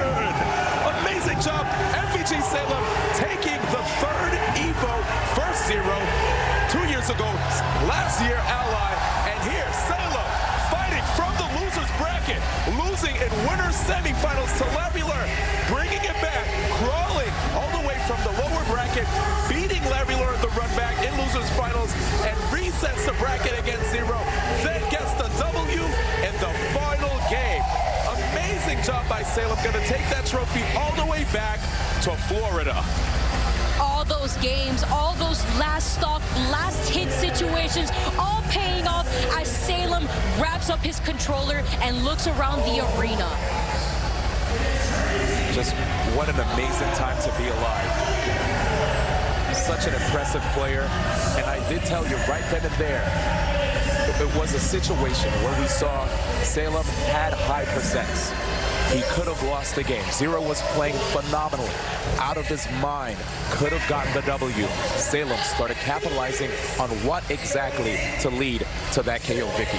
Absolutely. There was one point that he was able to close out the stock a little earlier, and recognizing that Zero was lingering above the top platform of Town and City a little too much, was able to capitalize and wrap up that game. And now, ladies and gentlemen, we are going to be having the trophy ceremony. We have all the top 8 placers taking the stage here at Evolution 2017. And again, if you're now joining us, Salem right here with the MVG jersey took first place. Look at him. He has his mouth wide open with just his pearly white shining through. I cannot believe what just happened, D1. Look at the face of approval from Larry Lur. This is the same man who took 2 games over Zero in the very first part of top 8, but Zero retracting back and 3-0ing him. Ladies and gentlemen, give it up for Smash 4 Top 8. Smash 4 top 8 finalists. In 7th place, it's The Buzz. The Buzz, strong player in his own right. Best Rosalina player also in the tied planet. for 7th. And regardless, Void. dropping 7th place, tying with Void, a master of Sheik. Both Counter Logic Gaming and Renegades are so proud of both of their players, making it so far in this bracket, and everyone from Japan cheering on their friend Ken, representing their home region. Nairo taking 5th place. Very, very popular player, explosive Zero Suit Samus play, but ending right there. The youngest out of all of the players here in the top 8. Impressive showing with 4th place. Not too bad at all. And in 3rd place, Larry Lur! Misfits' very own Larry Lur. Well-deserved medal right there as he waves to the crowd. And in 2nd place, you know him, it's Zero, former EVO champion of 2015, taking 2nd place. Definitely closer than his performance last year. The new Smash World Champion, it's Gaming's Salem taking it over Zero and going home with his very own EVO trophy. What a time to be alive, Salem. What a time to be alive. And congratulations to all of our players here making the top 8. What a show. So looking back at EVO 2017, Vicky, what would you say, especially for the top 8? What were some of the highlights, some of the things that you wanted to mention? Patience. Patience and mental fortitude. Every time the game would go to last stock, last hit, it never fazed the players. They always kept trying and they never gave up. Putting yourself in the right mentality can make loads the difference. Yeah, I definitely have to say, you know, patience is one thing that the players have to have going into this game. You don't want to be too aggressive, but looking at some of the matches now, surprising to see the Buzz getting 7th place. The Buzz, a player who tends to usually get top 4 a lot whenever we see him in tournaments. But right here, Salem up in the air with that trophy. He deserved it. Such an amazing job right there. He played till his heart's content and was able to close out the hardest game of his Smash career. Look at that trophy, how beautiful that trophy is and how amazing it must feel to work so hard to have it in your hands. Yep, and right there, you could see Salem. He probably can't even believe it, you know, just standing there next to all the other players who got into the top 8. Showing respect, too. There it is, hat back on his head. And Salem, I can't believe it. Just such an amazing player. The champion right now. Look how he overlooks the crowd. He's so happy, representing his team so proudly, taking the hardest game versus Zero. And here it is. Thank you so much, ladies and gentlemen, for hanging out with us at Evolution 2017. First place going to Salem, the champion. We had a lot of amazing matches. I hope you guys enjoyed it. And if you want to learn more about Smash Brothers, please check out smashboards.com. We have a great community, worldwide players from all around the world of all different colors and sizes. Please stay tuned in the future for more Smash Brothers action. And thank you for joining us here at Evolution 2017.